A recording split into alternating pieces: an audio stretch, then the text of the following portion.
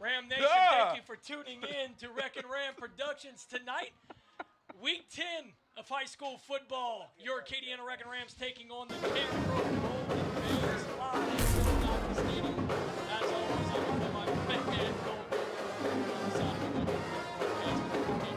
Nick, I mean, not many words needed for tonight, but how are we feeling about this one? I mean, it's just the biggest game of the season, and it's been circled since before the season even started. This game cannot get bigger. Plenty of off the field conversations and storylines to go. Plenty of on the field storylines to go. Right, a district championship is on the line. So yeah, this is about as big of a game as it gets here at Bill Dotson Stadium tonight. Nick got a pretty big scare right there from a color commentator for the Carencro Bears, Blaine Viator, one of our good friends. So, yes. But anyway, before we get into the facts and figures tonight and really start breaking down this game, a few pregame announcements, of course. Veterans Awareness Night is tonight, Acadiana versus Carencro. We do want to thank Ram Nation for showing up tonight wearing their red, white, and blue, as well as their traditional green and gold. Of course, Veterans Day is next Tuesday, the 11th. And, of course, we want to thank all the veterans here and tuning in tonight, and honestly, all the veterans around the world. We appreciate you guys that tune in to Wreckin' Ram Productions. I want to take a second, and I told Miss Cheryl Gilmore this, that I would take a second to honor Willie Celestine. Willie was a former Wreckin' Ram football player and alumni who made the ultimate sacrifice after the 9/11 attacks, defending our country in Iraq. Willie continues to inspire Wreckin' Ram community. For example, many years ago, the Wreckin' Ram baseball team honored Willie by having camo jerseys made, and these jerseys were worn throughout multiple baseball seasons, especially in important playoff games. Willie exemplified strength, courage, teamwork, and patriotism.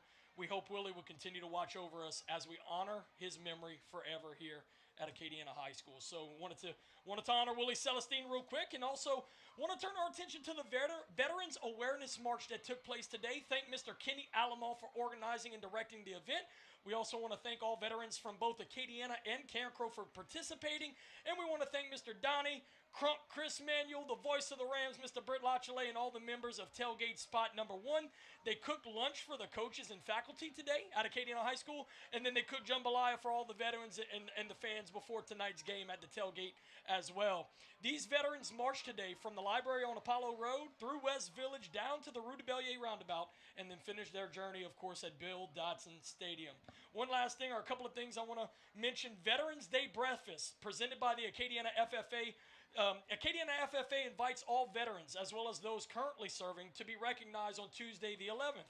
Breakfast will be served at 8:30 a.m. in the library at Acadiana High School. A veterans presentation will follow at 9:30 a.m.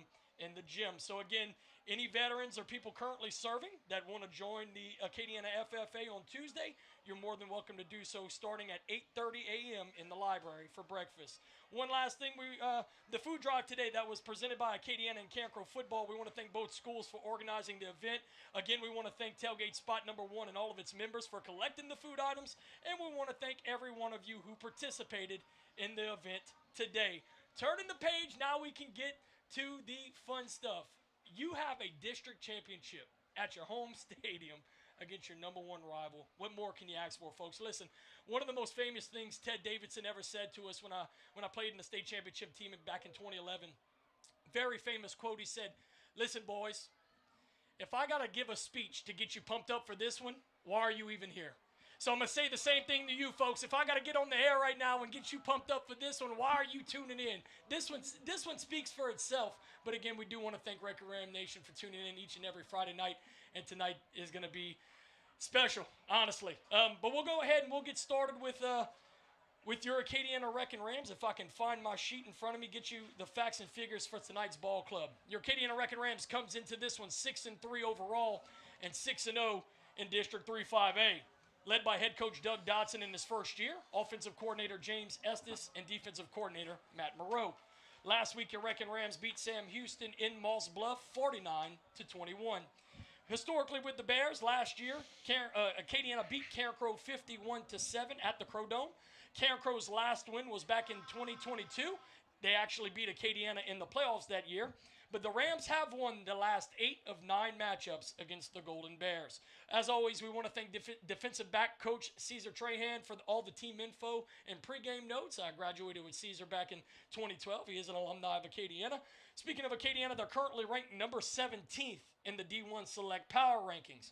The Rams are seeking their 14th 3-5A title since 2005 tonight, and the Rams are seeking a first-round home game with a win. Let's talk about the Veer Machine offense, averaging 37.4 points per game, 46.7 points per game in district. They're led by quarterback/utility man Colin DeBetta, 5'10", 185. Last week he had a passing touchdown, a receiving touchdown, a kick return touchdown, and 2 interceptions. He was named the Raising Cane's Player of the Week. On the ground, they're going to be led by running back Troy Kinnerson, 5'6", 185. On the season, Troy has 78 carries, 703 rushing yards, and 10 touchdowns. On the side of him is running back Dion Simon, 5'8", 185. On the season, Dion has 86 carries, 616 rushing yards, and 9 touchdowns. And joining that rotation has been the superstar, the unsung hero of this offense, Cy Joseph, 6'1", 195. On the season, Cy has 78 carries, 517 rushing yards, and 6 touchdowns. When Acadiana goes out wide, they're going to go to wide receiver Travis Gallion. He's 6'2", 205. He did have a receiving touchdown last week against the Sam Houston Broncos. And on the other side, you're going to see wide receiver/utility guy Ty Lamartina, 6 foot, 200 pounds. He's a Northwestern commit for baseball, Northwestern State. Last week, Ty had 1 passing touchdown as well as a rushing touchdown. Turning the page to the Terrible Turk defense, Acadiana is allowing 24 points per game, but only 16.3 points per game in district play. Last week, they allowed 352 yards versus Sam Houston, 62 of that through the air, 290 on the ground.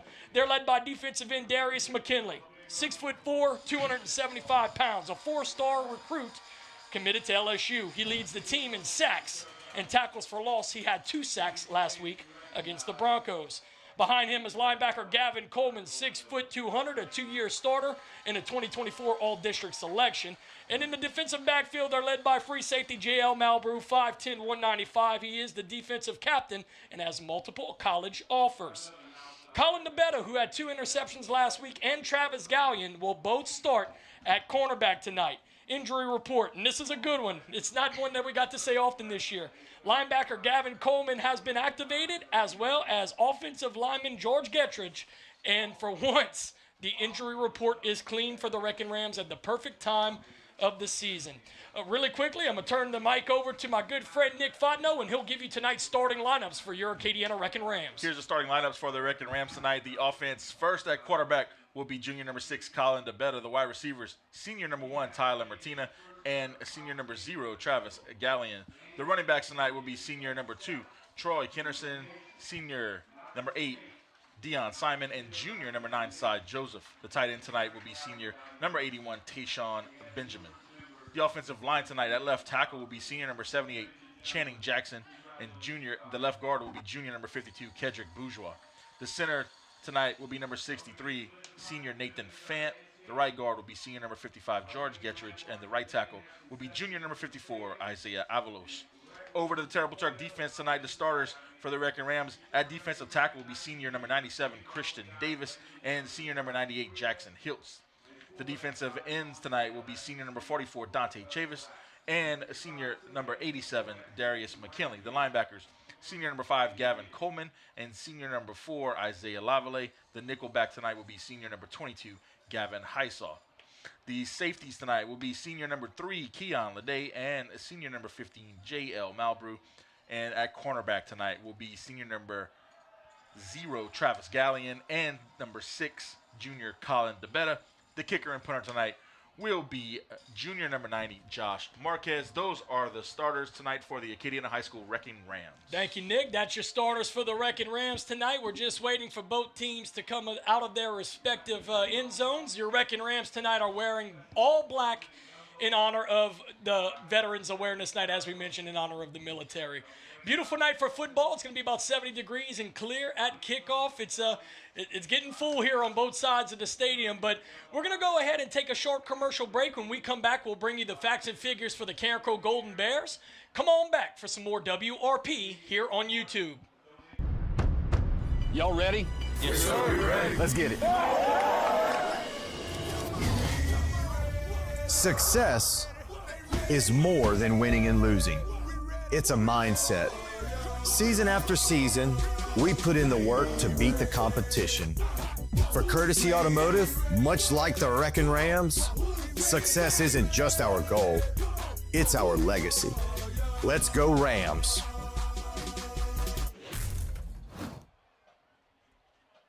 Welcome back to Bill Dotson Stadium, bringing you the pregame show here on Veterans Awareness Night, Week 10 of Louisiana high school football. Already, Nick, we talk about how fast these seasons go, and it never slows down, man. But bringing you some live action tonight for a chance for Acadiana to have another District 3-5A title in their belt. But their opponent tonight, the Carencro Golden Bears, 6-3 overall on the season, 5-1 in District 3-5A. They're led by head coach Gavin Peters, and Gavin says, "We are working to reclaim the product, respect, and history of Carencro football. We want to be more consistent with winning. The goal this year is to compete for the state title in 5A. Last week, the Carencro Golden Bears lost 70-35 against Southside, and what was honestly a shocking outcome. A couple of game notes. Crow is currently ranked number 16 in the D1 Select Power Rankings.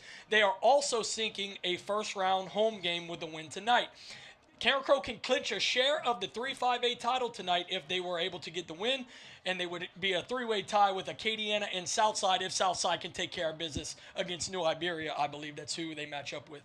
A couple of little side notes. Former Acadiana coaches Gavin Peters, Kyle Siebold, Jordan Romero, Damian Handy, Ryan Tabb, and Mitch Verdreen are now on the coaching staff for the Carencro Golden Bears, so it adds a little wrinkle to that storyline, a lot of familiarity.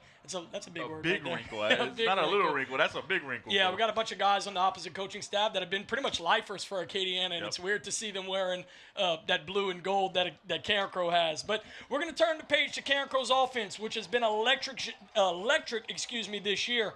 Averaging 48.4 points per game. They have scored 63-plus points in 4 games this season.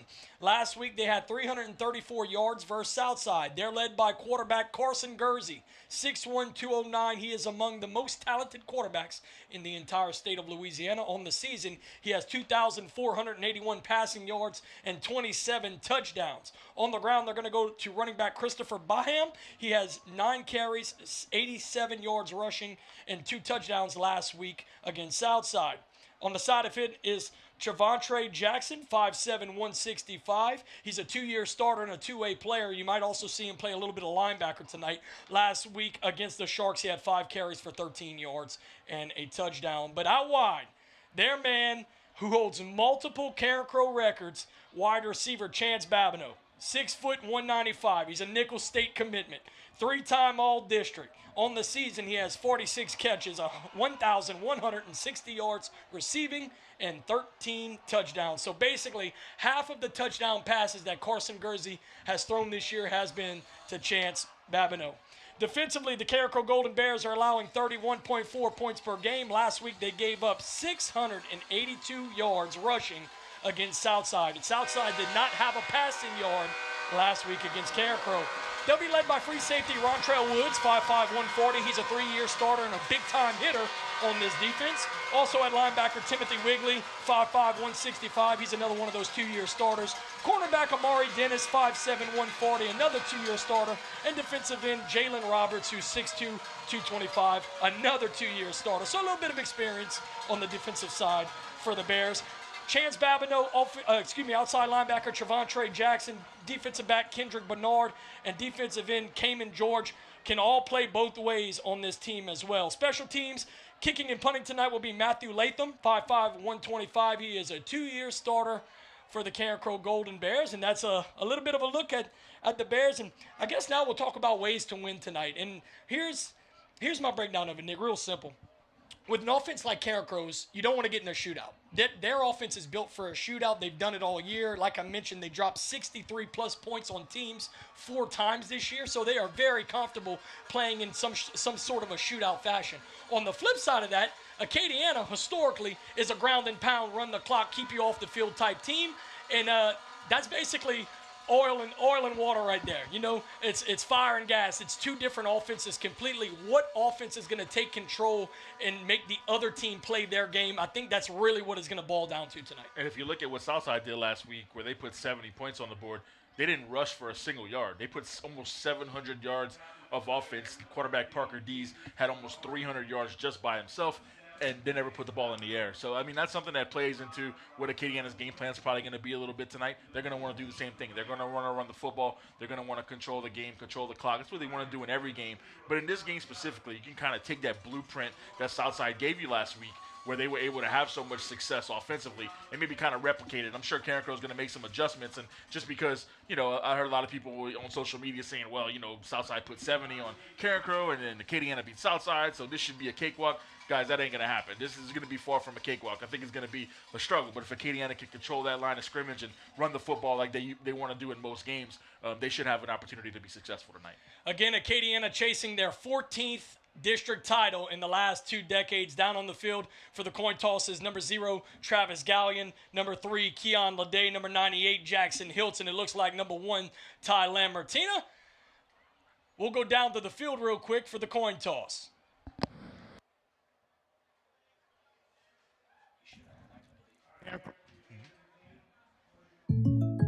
Having insurance isn't the same as having State Farm. It's like needing the certainty of this delivery. This team will make a push in January. Absolutely, they're still in it. But getting that delivery. What do you think, Johnny? How do you know my name? You're wearing a name tag. Oh, yeah. Oh.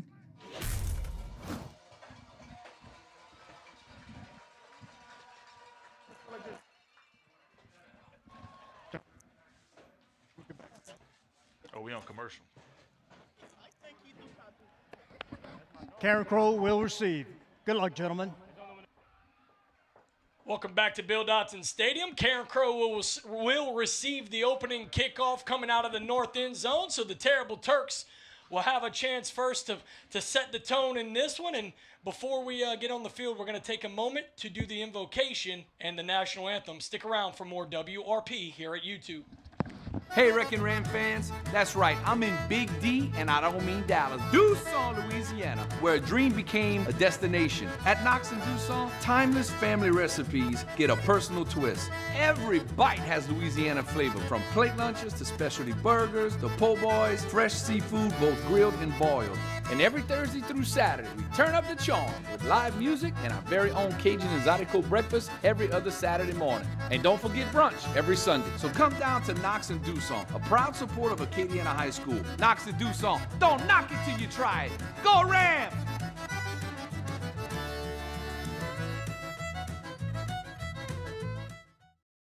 The relationship with Star and Acadiana High School started this spring when they were awarded the contract to service all of our schools, and the service has been tremendous. Our schools are cool, our teachers are happy, our parents are happy, and most importantly, our students are happy because when they enter those classrooms, it's comfortable, it's safe, and it's a good learning environment for our students. Just like Acadiana High, we set the standard in education.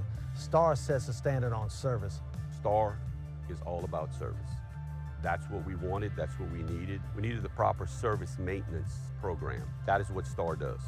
That is the basis of their business, service and maintenance, which lessens the repairs and the replacements. Our service calls are dropping. Our repair calls are dropping. Our replacement calls are dropping. Just as Acadiana High is synonymous with championships in football, Star is synonymous with service. Ladies and gentlemen, it's in the name. Star and Acadiana High School, we're both elite. Be elite.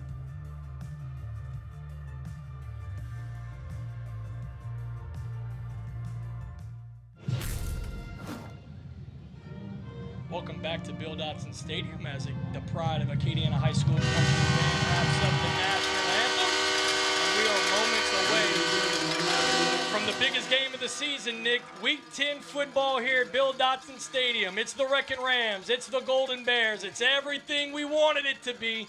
And we've been waiting all season for this one. You can throw facts and figures and schedules out the window. This is good old-fashioned hate and rivalry right here, man. Yeah, every cliche that you have in the book, right? This is for all the marbles. Throw the records out, all of them. They all fit tonight in this game. Just a massive game, and really has been all season. And you look forward to this game all year. And the way Acadiana's season started, if you'd have told us that we had an opportunity to go through the district schedule undefeated and close out an undefeated district championship, I think a lot of people would have thought you were crazy.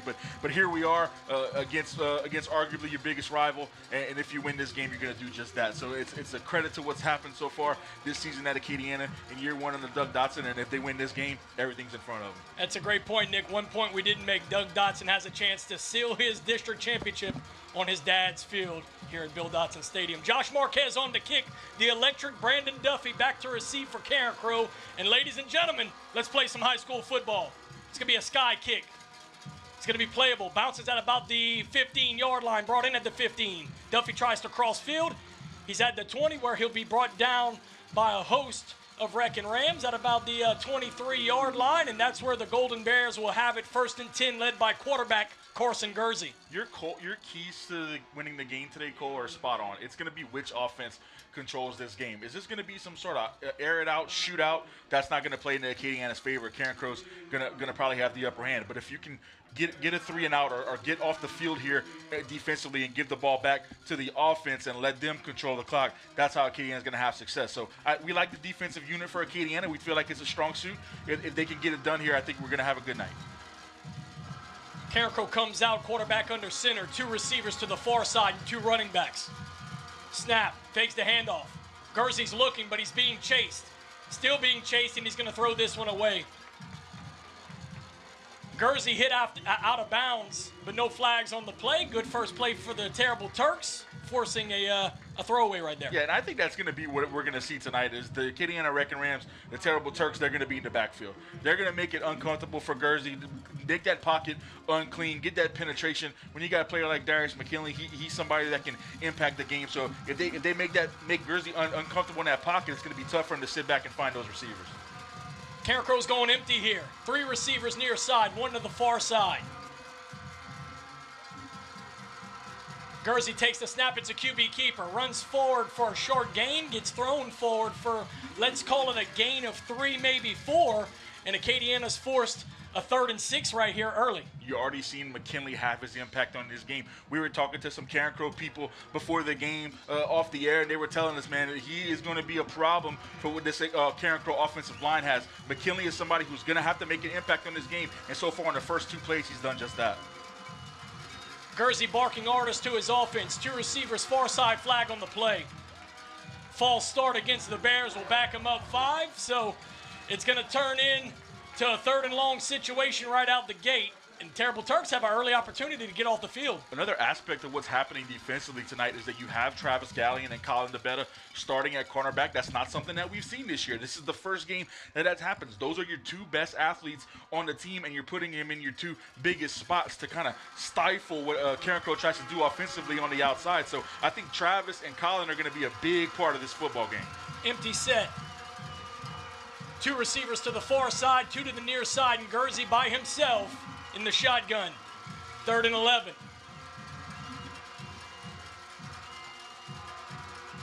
Flag on the play, and I believe this is going to be another false start.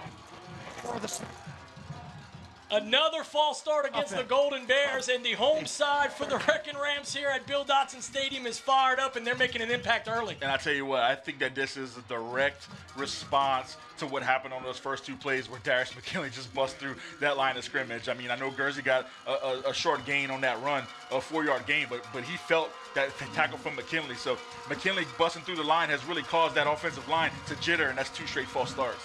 3rd and Maurice for the Golden Bears. 2 receivers far side, 1 near side, running back in the backfield with Gursey. 3-step drop looking. He throws it across the field. It's complete.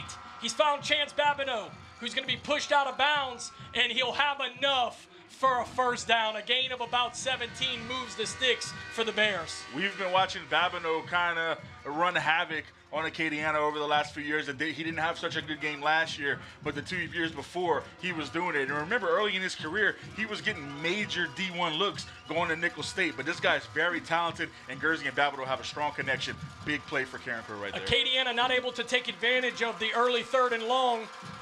Let's reset. 1st and 10, ball at the 35. Guernsey under center, takes the snap, handoff up the middle, met at the line of scrimmage, but keeps his feet moving.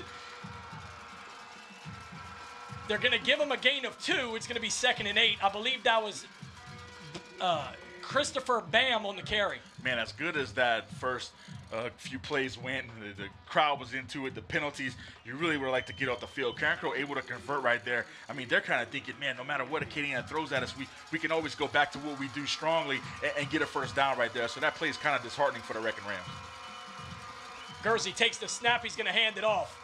Looking for a lane. He's met at the line of scrimmage and be brought down after a gain of maybe 2 or 3. They're going to call it 2. It's going to be 3rd and 6 for the Rams. I mean, it's a really smart play call from Carencro there. I mean, they're not going to get much on the ground. Acadiana really hasn't allowed too much rushing success for teams this year, but they have to run the football. They're not going to be able to just throw, because I think Acadiana is going to catch on to what they're doing and stop it. So they're going to have to run the ball a couple times and set up the pass. You just hope that secondary is going to be ready for it. 3rd and 6, 2 receivers far side. Bam and Jackson in the backfield. Hands it off. I believe this is Jackson on the carry. He's right at the stick, and I believe he'll have enough for a first down. So Carencro able to move the sticks again on their 2nd, 3rd, and long conversion. And now those first 2 plays that you had where you backed them up and then you got those penalties, that's over. I mean, that's not even a factor in this game right now. Carencro's moving the football near midfield, having a great first drive here for the Golden Bears. 46-yard line, 1st and 10. Guernsey in the shotgun, 2 receivers near side, 1 far side, running back in the backfield. Guernsey looks to the sideline for a play. 15 seconds left on the play clock. Jackson goes in motion to the right hip of Guernsey. Takes the snap. It's a handoff up the middle through the first line of defenders, and he's down the far sideline. It's going to be enough for a first down after about a gain of 15. Jackson moves the sticks for the Bears. We talked about setting the tone early in this game. We knew that first drive was going to be critical. Could Acadiana get off the football field? Could they stop what Carencro was trying to do? And so far, that hasn't happened. You had a good success at the beginning of this drive, but right now, Carencro is looking pretty strong. They're solid. They got everything kind of clicking right now, and they're probably playing their strongest football here. We know Acadiana is going to get everybody's best effort, and so far on this first drive, Carencro looks really good. Let's reset. Ball at the 38-yard line. 2 receivers near side, 1 far side running back in the backfield with Guernsey. Takes the snap, hands it off to Bam up the middle, but he's met at the line of scrimmage. Call it a gain of 1. It'll be 2nd and 9 for the Bears. That's definitely what you have to do defensively. You have to stop them from running the football, because if they're going to have success running the football, you know eventually that's going to lead to the over-the-top pass, Guernsey to Babineau. So if they can stop the run and prevent that from happening, you can kind of back off and more play for the pass. And something else to think about is that, Gallion and DeBetta haven't played too much defensive back this year, so they might be a little bit shaky on the outside. 2 receivers near side, 1 far side. Bam in the backfield. Guernsey takes the snap. He's going to keep it himself. Tries to turn the far side corner, give him a gain of about 5. It'll be 3rd and 5 for the Bears. It's just a really impressive first drive for Carencro. I mean, they could have really mailed it in, especially after back-to-back false start penalties that pushed them back to a 3rd and long. They convert that 3rd and long, and so far right now, they're just clicking. Everything's working. All their play calls are right. They're getting big gains on every play, and they're marching right down the field. 3rd and 5, ball at the 33-yard line. Line the gain is the 28. 2 receivers to the near side, receiver to the far side, and Bam in the backfield with Guernsey. Guernsey takes the snap. He's going to keep it himself, looking to the far side. No, he's going to throw it downfield to a wide open chance. Babineau, who walks into the end zone. A great play design right there. Had basically everybody on the defense fooled, and Carencro is going to get on the board early, 6-0, pending the point after. That's exactly what all those run plays are going to set up. They ran the ball 5 straight plays on that drive, and then the play action, everybody bid on it. They hadn't thrown the ball since that 3rd and 17 when they converted. It was run, run, run. They were having a bunch of success. Acadiana sold out to the run. Babineau busts outside. Like you said, great play design by Carencro, and they go up early. May be going for it right here, but they're going to check out of it. Latham is going to come on to kick, Gursey on to hold. 8 seconds left on the play clock. Snap is good, kick is away, kick is up, kick is good. 6:49 in the first quarter. Carencro strikes first, 7-0. Come on back for some more WRP here on YouTube.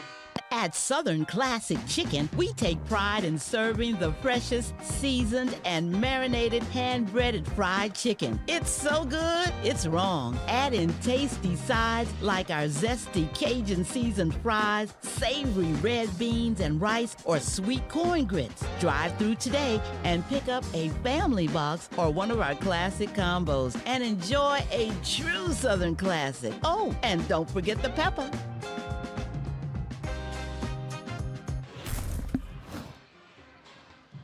Welcome back to Bill Dotson Stadium. You may have just seen the Carencro Golden Bears strike first on about a 25-yard touchdown pass. Carson Gursey to Chance Babineau for the 14th time this season, Nick, as we mentioned in the pregame. That was Carson Gursey's 28th touchdown pass of the year, and half of those have gone to Chance Babineau. So that has been a very successful connection for the Golden Bears this year. Doing a little trickery right here down on the field. The special teams are down tight, and I'll be honest with you, they have onside kicked it a lot this year, but they're not going to do so right now.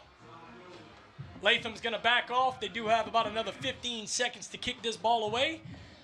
Looks like back deep is Keon Leday and Colin DeBetta. They're going to squib it. It's going to bounce at about the 30, and it's going to be picked up at the 30. Ball's on the ground.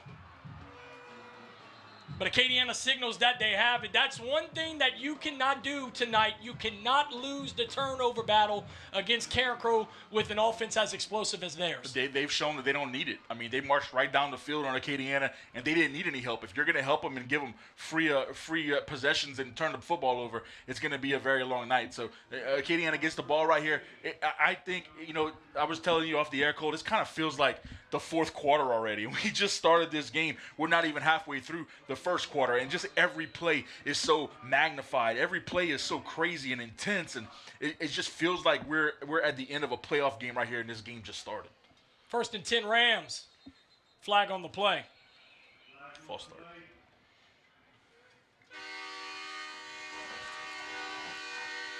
To the snap. 52. And look, this is both teams so far in their opening drive getting these false start penalties. That's nerves and jitters. I mean, this game is so crazy. Like, just the energy in the stadium is insane to say that it's just a regular season game, right? I mean, everything is so personal on the football field. Every play is so important, and I think that's causing these early false starts in the game. 1st and 15, ball at the 29. Another flag, another false start.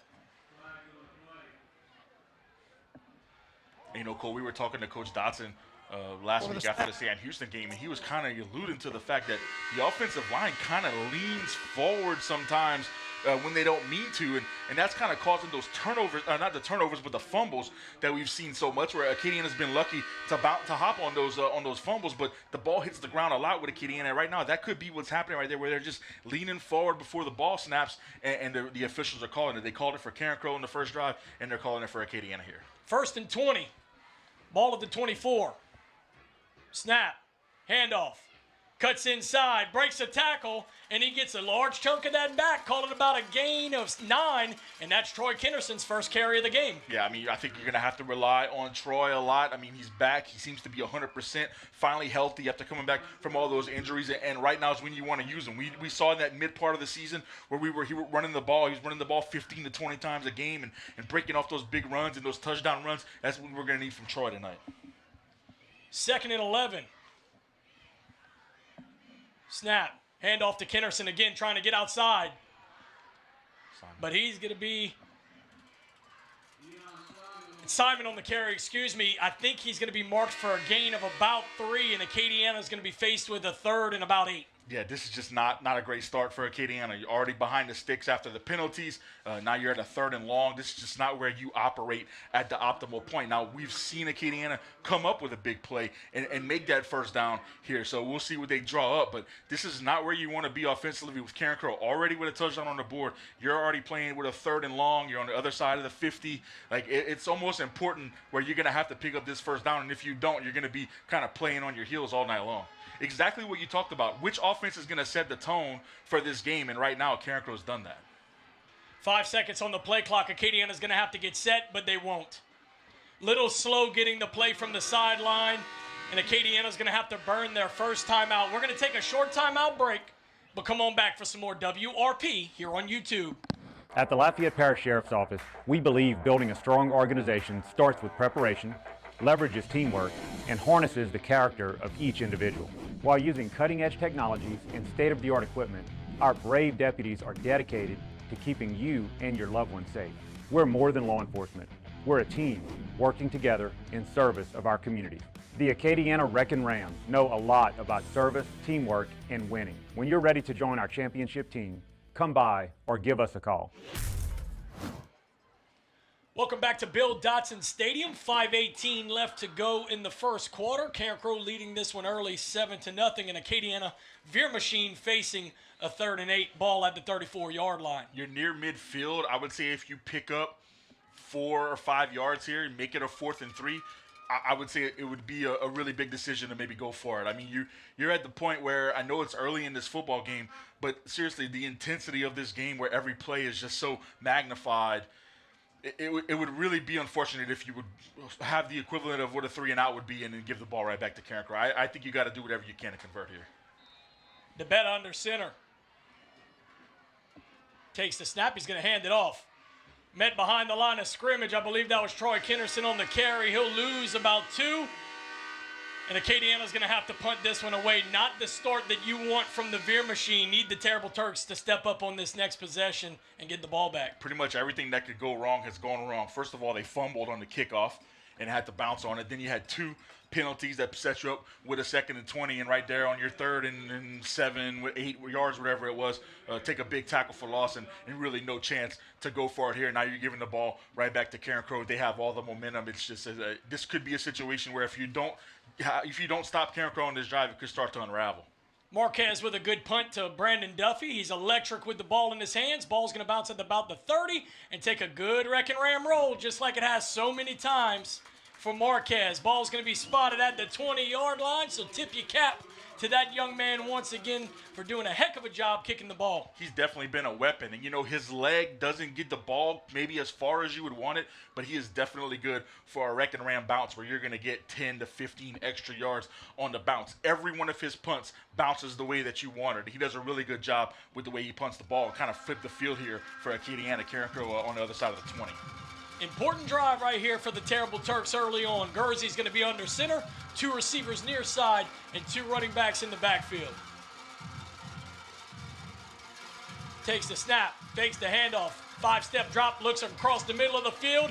Ball's tipped, but it's caught. He's across the 50, at the 40, and he's going to be tackled just past the 35-yard line. And a big-time first down play out the gate. That was DeRace James Jr. on the catch. This is exactly what we feared Carencro could do. They're very explosive, and once they feel like they have some success with moving the football down the field, they're going to hit those explosive plays. Acadiana really hasn't been hit for many explosive plays like this back to back to back, like Carencro is going to try to do, and what they've really been doing all season long. And right now, Carencro, everything's just working for them. Let's reset. Ball is at the 33-yard line. 1st and 10 Bears. Guernsey under center. Takes the snap. He's going to hand this one off to Bam. Met at the line of scrimmage and thrown down for no gain. I believe that was Darius McKinley on the tackle. Yeah, McKinley's just really making an impact. And we kind of talked to him last week after the game, and we were like, hey, do you ever have this thought in your mind where you're just like, all right, enough? Like, the offense is having a little bit of success. I'm going to step in and do something. He's like, absolutely. That's the way I play. And sometimes he does, like, take it on his shoulders and make a play to kind of reset the tone of what's going on. And so we might need Darius to do that a couple of times tonight. Guernsey under center. Split back running backs behind him. Fakes the handoff. Rolls out near side. He's going to have to step up. He's being chased, and he's going to be thrown down. I believe that was Dante Chavis on the sack. And it's going to be 3rd and about 14 for the Bears. Man, if we could give a most improved player this year, it might be Dante Chavis. I mean, he's really turned it on at the end of his senior year here and really become a very impactful player for the Wreckin' Ram defense. Has a nice penetration on that play. And Gursey, who's so strong, really had an opportunity to kind of spin out of it and maybe still get the football down the field. Chavis didn't let it happen and brought him down. So I like what I'm seeing from Dante so far late in the season. Right whenever you want him to be playing his best, he really is doing it. Usually I make a joke here, but it's 3rd and long and they've converted twice. We got to get off the field. Gursey in the shotgun. 2 receivers far side, 1 near side. Takes the snap, 3-step. He's being forced up the middle. He's going to step up in the pocket, but he's going to be sacked. Darius McKinley at it again.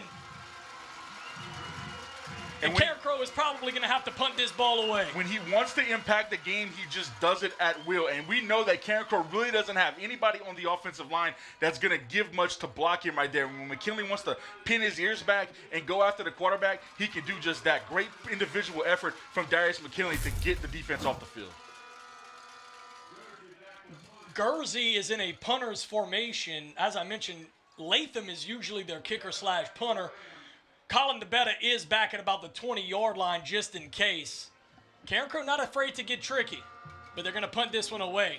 Very wobbly kick, bounces at about the 20, and it's going to take a Wreckin' Ram roll all the way back to the 29-yard line. So that punt is only going to go, maybe a net of 10, 12 yards. So Acadiana fortunate right there, and the Veer machine comes back on the field for their second drive. Special teams can definitely impact this game, and so far the punters are doing their part to impact the game. Josh Marquez positively impacts the game by setting Carencro back. That punt kind of gets away. We saw the Carencro punter kind of struggling in pregame to get a good punt off. So right there, he kind of gets a wobbly punt, and it bounces Acadiana's way. So now it is just imperative that the Wreckin' Rams get going with the Veer machine and make something happen here. You got to put some points on the board because you can't go 3 and out like you did last time and let Carencro feel all that momentum. DeBetta under center. Gallion is going to be the far side receiver, and Lamartina on the near side. Simon and Kennerson in the backfield at running back.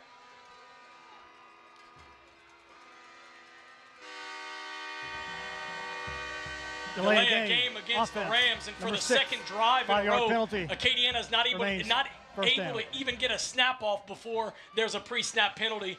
Got to stop shooting ourselves in the foot here, Nick. It's just not where you want to be with Acadiana football. You do not want to be behind the sticks ever, even on a first down play. It's not where you run your offense the most efficiently. Yes, you can still break it and pick up the first down, but you really want to be churning the legs with the 2, 3, 4, 5 yard gains. And really, if you get a couple of those gains right here, you're not going to get the first down. So it's just not what you wanted, a clean start. Option, far side, pitches to Simon, breaks a tackle, breaks another. Trying to get up the field, he will. Nice job. A great job by Deion Simon, breaking a couple of tackles and getting about a gain of 7.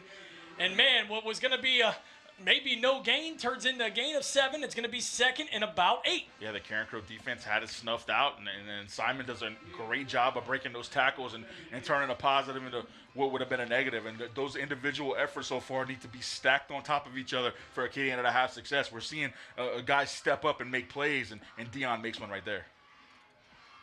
Snap. Handoff up the middle. Give them a gain of only 2, and Acadiana's going to be faced with a 3rd, and it looks like 6. Not where they want to be this far from the line to gain. Definitely not, and we saw what happened the last time where Carencro just kind of pinned back and was able to stop what they were doing. So we'll see what Acadiana draws up. Obviously, anytime we talk about them not being in a good position to pick up the first down, they draw something up, a little cross to Gallion or DeBetta or something like that, and makes it happen. So they have plays in the playbook to pick up this first down, but it's definitely not where you run your offense most efficiently. 3rd and 6. Ball at the 33, line to gain, 39.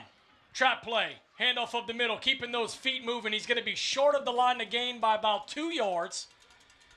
It's going to be 4th and 2, and we're going to have to see what Doug Dotson and James Estes want to do here.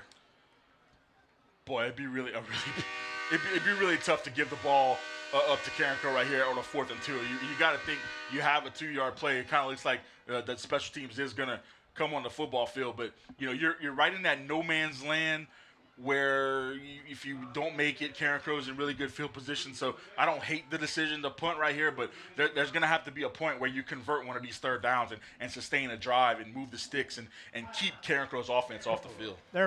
Carencro takes a timeout right there, and we're going to take a quick timeout as well. Come on back for some more WRP here on YouTube. Having insurance isn't the same as having State Farm. It's like needing the certainty of this delivery, This team will make a push in January. Absolutely, they're still in it. but getting that delivery. What do you think, Johnny? How do you know my name? You're wearing a name tag. Oh, yeah. Oh, 2-second rule? So don't settle for just any insurance. When there's State Farm, like a good neighbor, State Farm is there.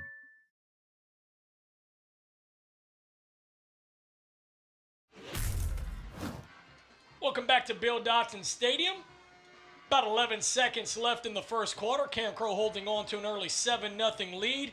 Acadiana faced with a 4th and 2, and they've opted to punt. Josh Marquez in the backfield to kick it away, and the dangerous Brandon Duffy back deep to receive. Snap is a good one. Punt is away. It's a low one, and that's what Marquez specializes in. A nice roll across the 30, across the 25, and down once again to about the 19-yard line. Josh Marquez does it again, flips the field.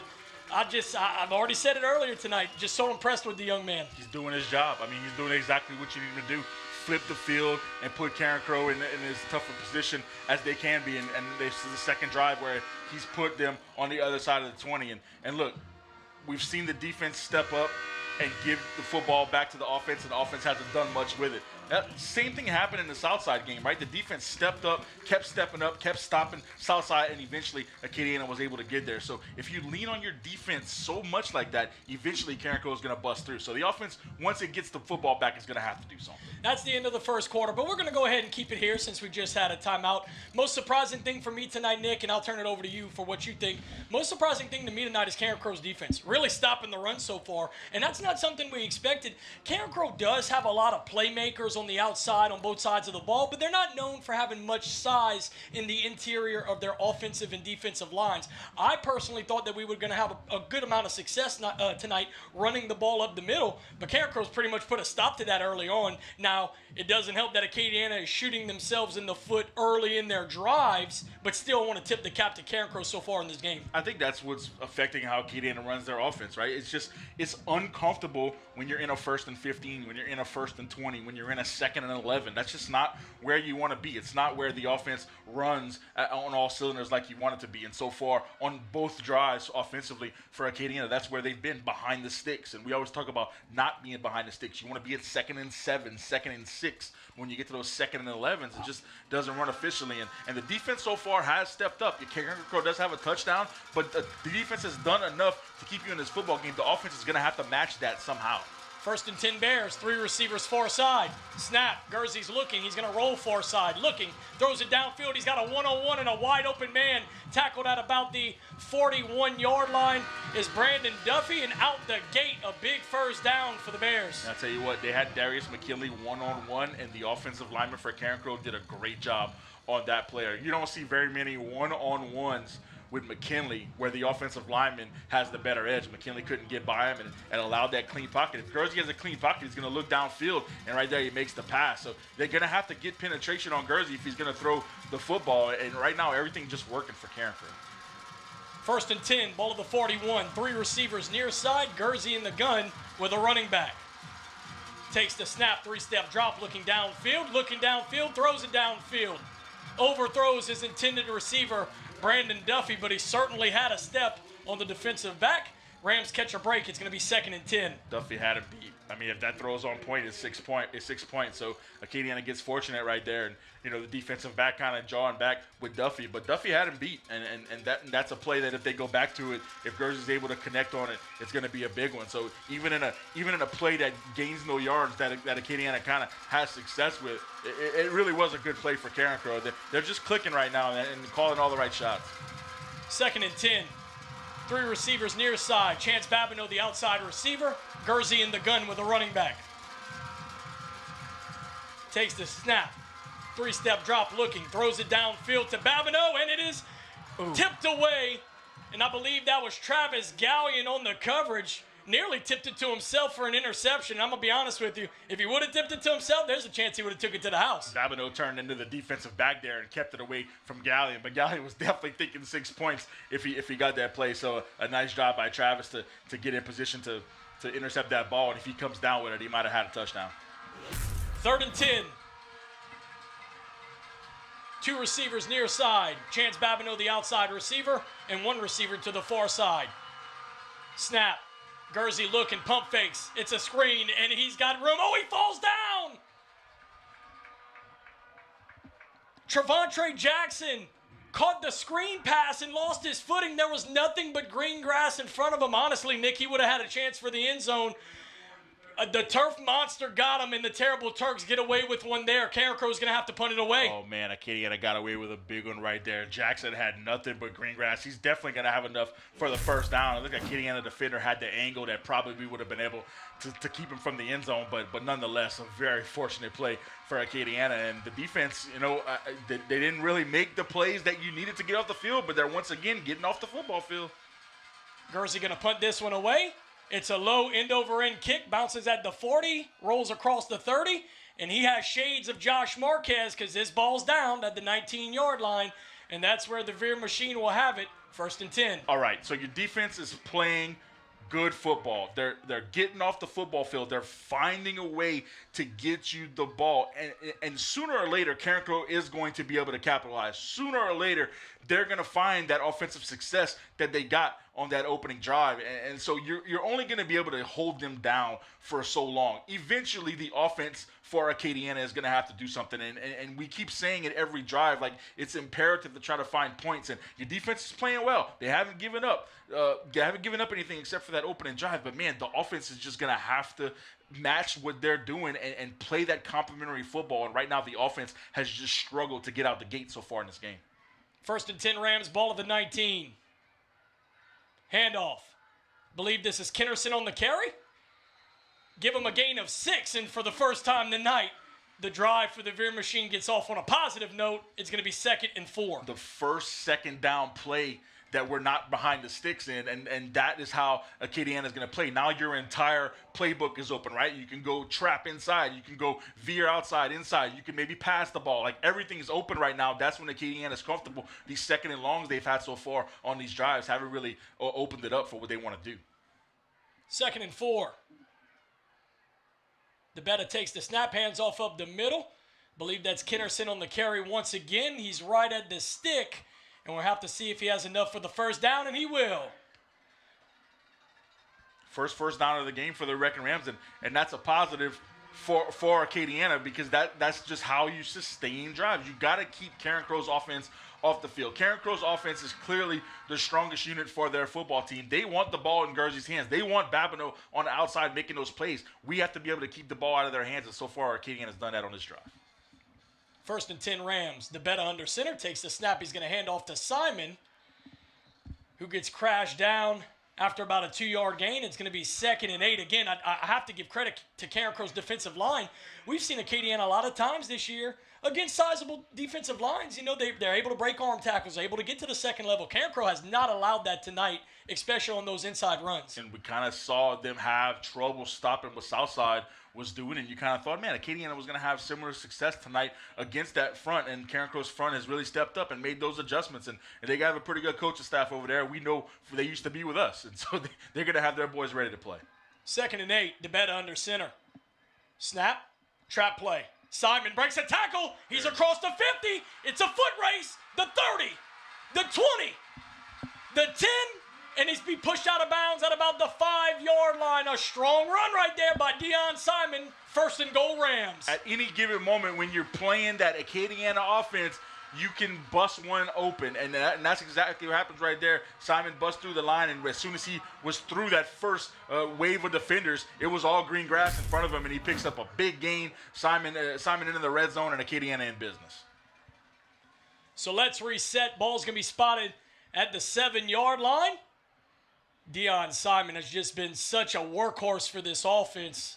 Between Kinnerson and Simon, usually we have a lead back these guys have handled the load both very evenly this year. Flag on the play. This one is going to be against Carencro. Let's see what the ref says. Substitution infraction on a defense. 12 men in a formation. Half the distance to the goal. Substitution infraction. Half the distance to the goal. And they're going to respot this one at about the 3.5-yard line. The trip to the end zone just got a little bit easier. Yeah, and now you're going to have 4 chances to pick up 3 yards. You like those odds in Acadiana's offense. Kennerson or Simon or even Joseph, you have 4 chances here. And so inside the 3-yard line, I like Acadiana's chances to get in the end zone, tie this football game up, and now they're playing that complementary football with the defense. Here's what I need to see. A clean exchange between DeBetta and the center. 1st and goal, Rams. Handoff, Kennerson cuts inside. Troy Kennerson Jr. gets in the end zone, and the Wreckin Rams are an extra point away from tying this one up in the second quarter. We asked the offense to step it up. It took a couple of drives for them to get going, but they matched what the defense was doing, and now they have an opportunity to tie this football game. It has to be a complimentary effort from both units, and the defense was holding up their end of the bargain. The offense took a little while to get going, but that drive right there, the nice run from Simon to set you up, Kennerson punches it in. That's Acadiana football. They started the drive with a 1st and 10, got the 2nd and short, and was able to run their offense, and that's why they found the end zone. Lambertina to hold, Marquez to kick. Kick is up. Kick is good. Troy Kennerson with his team leading 11th rushing touchdown of the year to tie this ball game up at 7. We'll take a short commercial break, but come on back. More WRP here on YouTube. Y'all ready? Yes, sir. We're ready. Let's get it. Success is more than winning and losing. It's a mindset. Season after season, we put in the work to beat the competition. For Courtesy Automotive, much like the Wreckin Rams, success isn't just our goal, it's our legacy. Let's go Rams.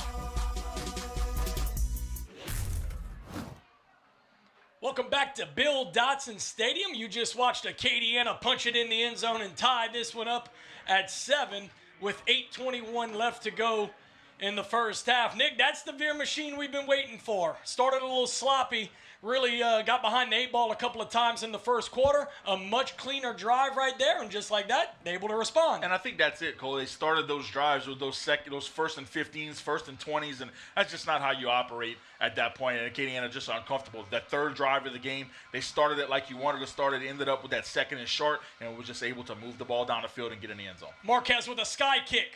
Going to be brought in at about the 30. Looks for a lane. Returner breaks a couple tackles, breaks a couple more, and he's going to be tackled just shy of the 50-yard line. So let's see, I believe that was number 18, Brennan Cormier, the senior wide receiver for the Bears on a decent return, and the Golden Bears are going to have some good field position to start this drive. Yeah, I don't know about that call to kick it like that. I mean, you're going to give them the best case scenario was they're going to get the football at the 35-yard line, and if what happens where he breaks a tackle and gets a return, they're already at midfield, and we've seen Carencro be able to strike and get big gains, so you really set him up in good field position here by making that call. Yeah, I think that's just respect to the return man, Brandon Duffy. He is very electric with the ball in open space. 1st and 10, Bears. Guernsey under center, trap play, handoff up the middle, breaks through the line of scrimmage. It's going to be a very good gain to start this drive. Let's call it a gain of 7. It's going to be 2nd and 3. We've asked so much of the defense tonight early in this football game to really keep you in the game and do their job. They've done a really good job, but eventually, Carencro is gonna strike again, and they've in this good field position. They're probably tasting blood. They're really close to making something happen, and so this drive's probably going to go a little bit better for them. 2nd and 3, handoff up the middle. Bam on the carry. He's going to be smothered at about the line of scrimmage, but they will give him a gain of 1, and it's going to be 3rd and 2 for the Bears. Nice tackle for the Wreckin Rams. McKinley in there on the play, just making stuff happen, and the defense playing really good football tonight and really doing a good job of keeping you in this football game. Carencro kind of clicking on all cylinders, but the defense really doing their part to keep this scoreboard looking respectable. Carencro going quick here. 3rd and 2. Bam and Jackson in the backfield, 2 receivers near side. Snap, handoff up the middle, flag on the play, and I believe this should be false start. We'll have to wait and see.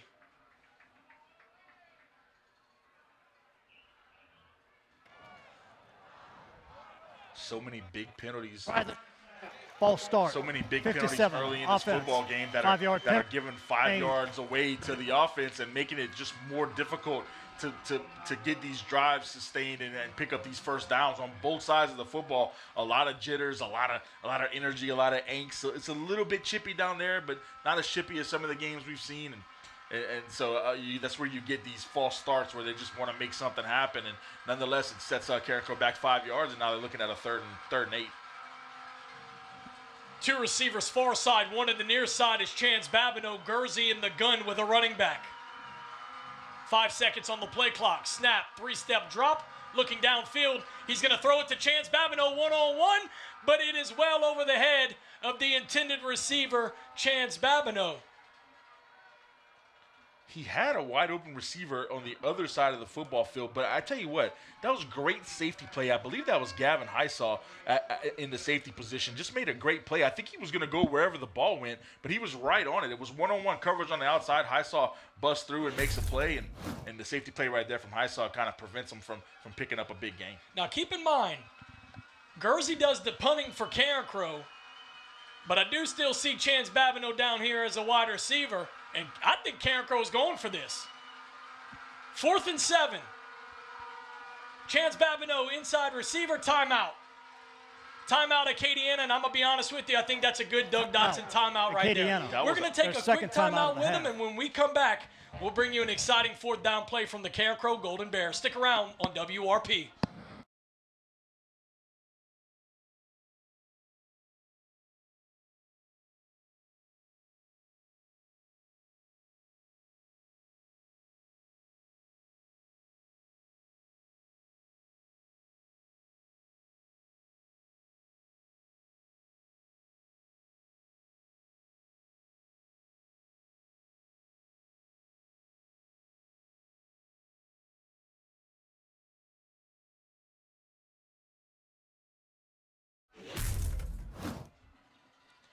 Welcome back to Bill Dotson Stadium. 7-7 with 6:36 left to go in the first half. And Carencro Bears facing a big 4th down, 4th and 7, and a golden opportunity for the Terrible Turks to get off the field. 1 receiver near side is Chance Babineau. 2 receivers to the far side. Gursey in the gun. Flag on the play. I believe this is another false start. And it is. The coaching staff for Acadiana is fired up. They're looking at the near side home stands right here, and they're telling their fans to get loud. I mean, it's the second time in this game that Carencro has back-to-back false starts that set them back. Would have been a third and 3 is now a 3rd and 12. I mean, it's just it's a major aspect of what's going on right here. These penalties are affecting both offenses, and right now Carencro still going for it on 4th down despite how long this penalty has made the play. This is surprising. Gursey takes the snap. It's a quick punt. It's blocked. Carencro opts to take a quick punt instead of just setting up normally, and guess what? Acadiana's defensive line was able to get enough push and block the punt, and the Veer machine will have some golden opportunity to get another touchdown on the board. Well, I'll tell you what, as swimmingly as everything's been going for you, if you're Carencro, that call's super questionable. I mean, if you're going to punt the football, just set it up regularly and kick it. And that quick kick didn't fool anybody. The defense was right there for it to get the block and recover it, and now Acadiana set up on the other side of the 50, and man, I'm telling you, I don't understand that call. I'm kicking the ball from Carencro. Nonetheless, Acadiana very beneficial of that play. 1st and 10 Rams, ball at the 42. I believe Cy Joseph is in the game. Handoff, Kennerson breaks a tackle. Gain of about 10, and I believe it is enough for an Acadiana 1st down, but Troy Kennerson, who is all of about 5'6", running over a defensive back on his way to another 1st down. Yeah, we haven't seen too much of that from Kennerson, too much of that truck stick, as you will, putting your shoulder down and really leveling that defensive back, but Kennerson does it and picks up enough for the 1st down. We've seen Troy get those like suave plays where he busts through the line and runs it for 90 yards, but lowering the shoulder like that, we haven't seen it happen so much. So a nice play from Kennerson to pick up that 1st down. After the reset, 1st and 10, ball at the 31-yard line. DeBetta under center. Takes the snap, handoff. Met behind the line of scrimmage. Great job right there by the Bears. I believe it's going to be no gain. That was Deion Simon on the carry. Yeah, that's all right. At this point of the football field, it's 4-down territory. I think you're going to be going for it. So you had a first and 10. Now you're going to have a 2nd and 10. So Acadiana's still in good shape, man. I'm just very impressed with Kennerson lowering his shoulder on that previous play and knocking over that defender to pick up the first down. So Acadiana's in business here, regardless of that play there. I mean, he's a dangerous runner as he stands, but could you imagine if he was about a half foot taller? Yeah. Man. 2nd and 10. Snap. Trap play. Kennerson has it. Breaks through the original line of scrimmage. Give him a gain of about 6. And it's going to be a very manageable 3rd and 4. We've seen so many running backs come in this Acadiana system and just fully understand what it is, and that's what Troy Kennerson is. I mean, in those games that he was out, we really missed what he was able to do. You remember that STM game? As soon as he got knocked out, it really changed the dynamic of that game. And so when Kennerson's in and you just able to run everything, run your offense through him, and the offensive line blocking like it really is fun to watch. And Kennerson's doing a great job so far tonight. 3rd and 3. Snap. Handoff up the middle. Met at the line of scrimmage for no gain. And it's going to be 4th and 3. We're going to have to see what Doug Dotson and James Estes want to do here. Yeah, I mean, it's gonna be interesting to see that they put it in the air. I mean, it has something that hasn't happened tonight. Acadiana doesn't have any passes. We've seen that play on the outside to Gallion have a lot of success, and picking up this 3 yards down here. I mean, you're definitely gonna go for it, but it's gonna be interesting to see what the play call is to kind of keep this drive going. I'm gonna be honest, Nick, and this is just for future reference. Acadiana may need to start running the ball outside a little bit more. Tyler Martina under center. Hard count. Excuse me, no, that's Colin DeBetta under center. Look a little bit the same. Ball's on the ground. Christ. Ball's on the ground, but it's jumped on by Acadiana at the stick.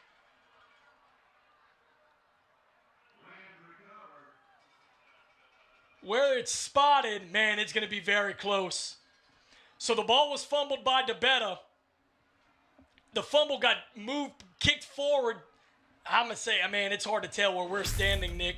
Carencro looks like it'll be a turnover on downs, but the referees aren't so sure. They might have to they're going to call the sticks on right here. Yeah, it's very close. I think where the ball was kicked would definitely have not been a first down, but Timeout for Acadiana measurement. recovers it, and it's really close to the stick.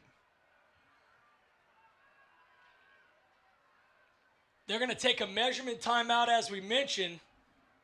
We're going to go ahead and obviously keep it here because I want to inform the viewers. But to my point before the play took place, Nick, I've been saying it all night. Carencro's interior defensive line has done a great job stopping the inside run so far tonight. Acadiana, I mean, at what point do you try to go more on the outside? Because, we've seen Deion Simon and Troy Kennerson and even Cy Joseph have a lot of success on the outside runs this year as well. I think it might be time to open up the run game a little bit more without more outside runs. Yeah, it's a good idea, Cole, and I think what's happening here is that the Acadiana game plan was to go inside, and maybe they weren't expecting that interior defense to be playing so well, but you're right, the Carencro interior defense has played well, and Acadiana might need to look outside for a couple more run plays. So here we go. It's going to be close, Nick, but I think they're about a length of a football short, and they will be. Yeah. About a half yard short of a first down. And Carencro is going to take over on what was turning out to be a good drive for the Rams, just stalled out. Yeah, and you were set up in really good field position after that weird fake punt or whatever Carencro tried to do. You really would have liked to punch it in. And Cole, lost in all that of everything that happened with the recovery and the measurement, another fumbled snap from center to quarterback where it's just not clean. I mean, we're in week 10. And we're talking about working on it, and we're talking to Coach Dotson. He's like, well, clearly we're working on it in practice. It's just something is not clicking right between the center and the quarterback on the offense, and the ball is just hitting the turf way too much for my liking. Well, let's get reset. 1st and 10 Bears, ball at the 22. 2 receivers far side, Chance Babineau, near side receiver, Gursey in the shotgun with a running back. Handoff up the middle, Bam on the carry. Give them a gain of about 3, maybe even 4. Let's call it 2nd and 6. Yeah, it's just unfortunate because you had such good field position that you really would have liked to punch it in, and now Carencro is going to have the opportunity to maybe go into halftime with a score. The good thing is Acadiana will get the ball at halftime, so Carencro won't be able to make it take it, if you will, but nonetheless, Carencro is probably going to have the final drive of the first half. 2nd and 6, 2 receivers far side. Chance Babineau, the near side receiver. Guernsey in the shotgun with a running back. Takes the snap. This could be false start. The slot receiver, I believe that was number 13, Kendrick Bernard, the senior, went in motion before the play started. And Carencro, once again, for what feels like the 5th or 6th time tonight, had a pre-snap penalty. We are setting a record for pre-snap penalties for false starts. I mean, at first you were thinking it was the nerves, but now you're in deep into the second quarter. You're about to go into halftime. Like, the nerves have settled for the most part, and these false starts are really a problem for both sides. But like you said, Carencro, I think this is probably their 5th one of the night. 2nd and 11, ball at the 21. Chance Babineau, near side receiver. 2 receivers to the far side. Guernsey in the shotgun with Bam at running back. Snap. 3-step. Looking. Throws it far side. It's complete to DeRace James Jr. for a short gain of about, let's call it 5. And it'll be 3rd and about 7 for the Bears. Nice wrap-up tackle from Isaiah Lavallee. We was on one-on-one coverage out there. You got a linebacker out there, usually a mismatch, but not with Lavallee. But gets out there, makes a nice tackle, brings the receiver down, and sets up this 3rd and long play for the Carencro Golden Bears. Another opportunity for the Terrible Turks to get off the field. They have played very well in this first half outside of that one busted play on the first drive of the game. 2 receivers near side. Chance Babineau's your outside receiver, and then on the far side, 1 receiver as well. Guernsey in the shotgun with Bam at running back. Bam goes in motion. Guernsey pump fakes to him. He's going to swing it far side. It's complete. It's enough for the first down. Cuts back in the middle of the field. He's across the 40, and that's where he'll be brought down for a gain of about 18, and that'll move the sticks for the Bears. And the way Bernard was holding that ball, I think somebody could have punched it out. He was in a lot of traffic from Acadiana's defense, but yet he was able to keep the legs moving and move the football at a big explosive play. Carencro's playbook looks really good right now, and they're really dialing them up the right way so far. 1st and 10, ball at the 41. Guernsey takes the snap, 3-step drop, being chased. He throws it downfield, one-on-one with Chance Babineau, but it's over the head, and that was Travis Gallion on the coverage. Man, Darius McKinley was giving him spin moves, trying to get to Guernsey and just giving the offensive lineman everything he wanted. That play was definitely affected by McKinley. I think Guernsey got rid of it just a second sooner than he really wanted to because McKinley was coming. 2nd and 10, ball at the 41. 1:38 left to go in the half, in a tight game that I don't think many people expected to be this low scoring. 2 receivers near side, 1 far side. Guernsey in the gun with a running back. Takes the snap. 3-step drop looking. He's being chased. Throws it across the middle of the field. It's complete to Bernard. He breaks a tackle. He's across the 50, and he's going to be brought down just past the sticks, and it will be enough for a Carencro first down. Yeah, it's the second play that goes to Bernard after the Acadiana defensive line makes the penetration, puts a hit on Guernsey, but he just stands in there and makes the throw. Bernard takes it and is able to pick up a big gain. And so a Carencro working this drive at the end of the first half and looking to get into the end zone.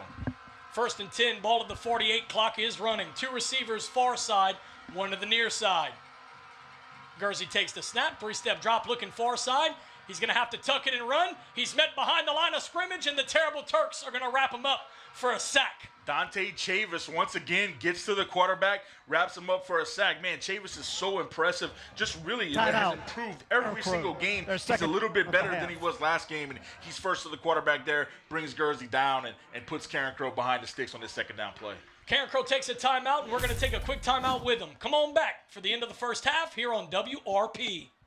At Southern Classic Chicken, we take pride in serving the freshest, seasoned, and marinated hand-breaded fried chicken. It's so good, it's wrong. Add in tasty sides like our zesty Cajun seasoned fries, savory red beans and rice, or sweet corn grits. Drive through today and pick up a family box or one of our classic combos and enjoy a true Southern classic. Oh, and don't forget the pepper.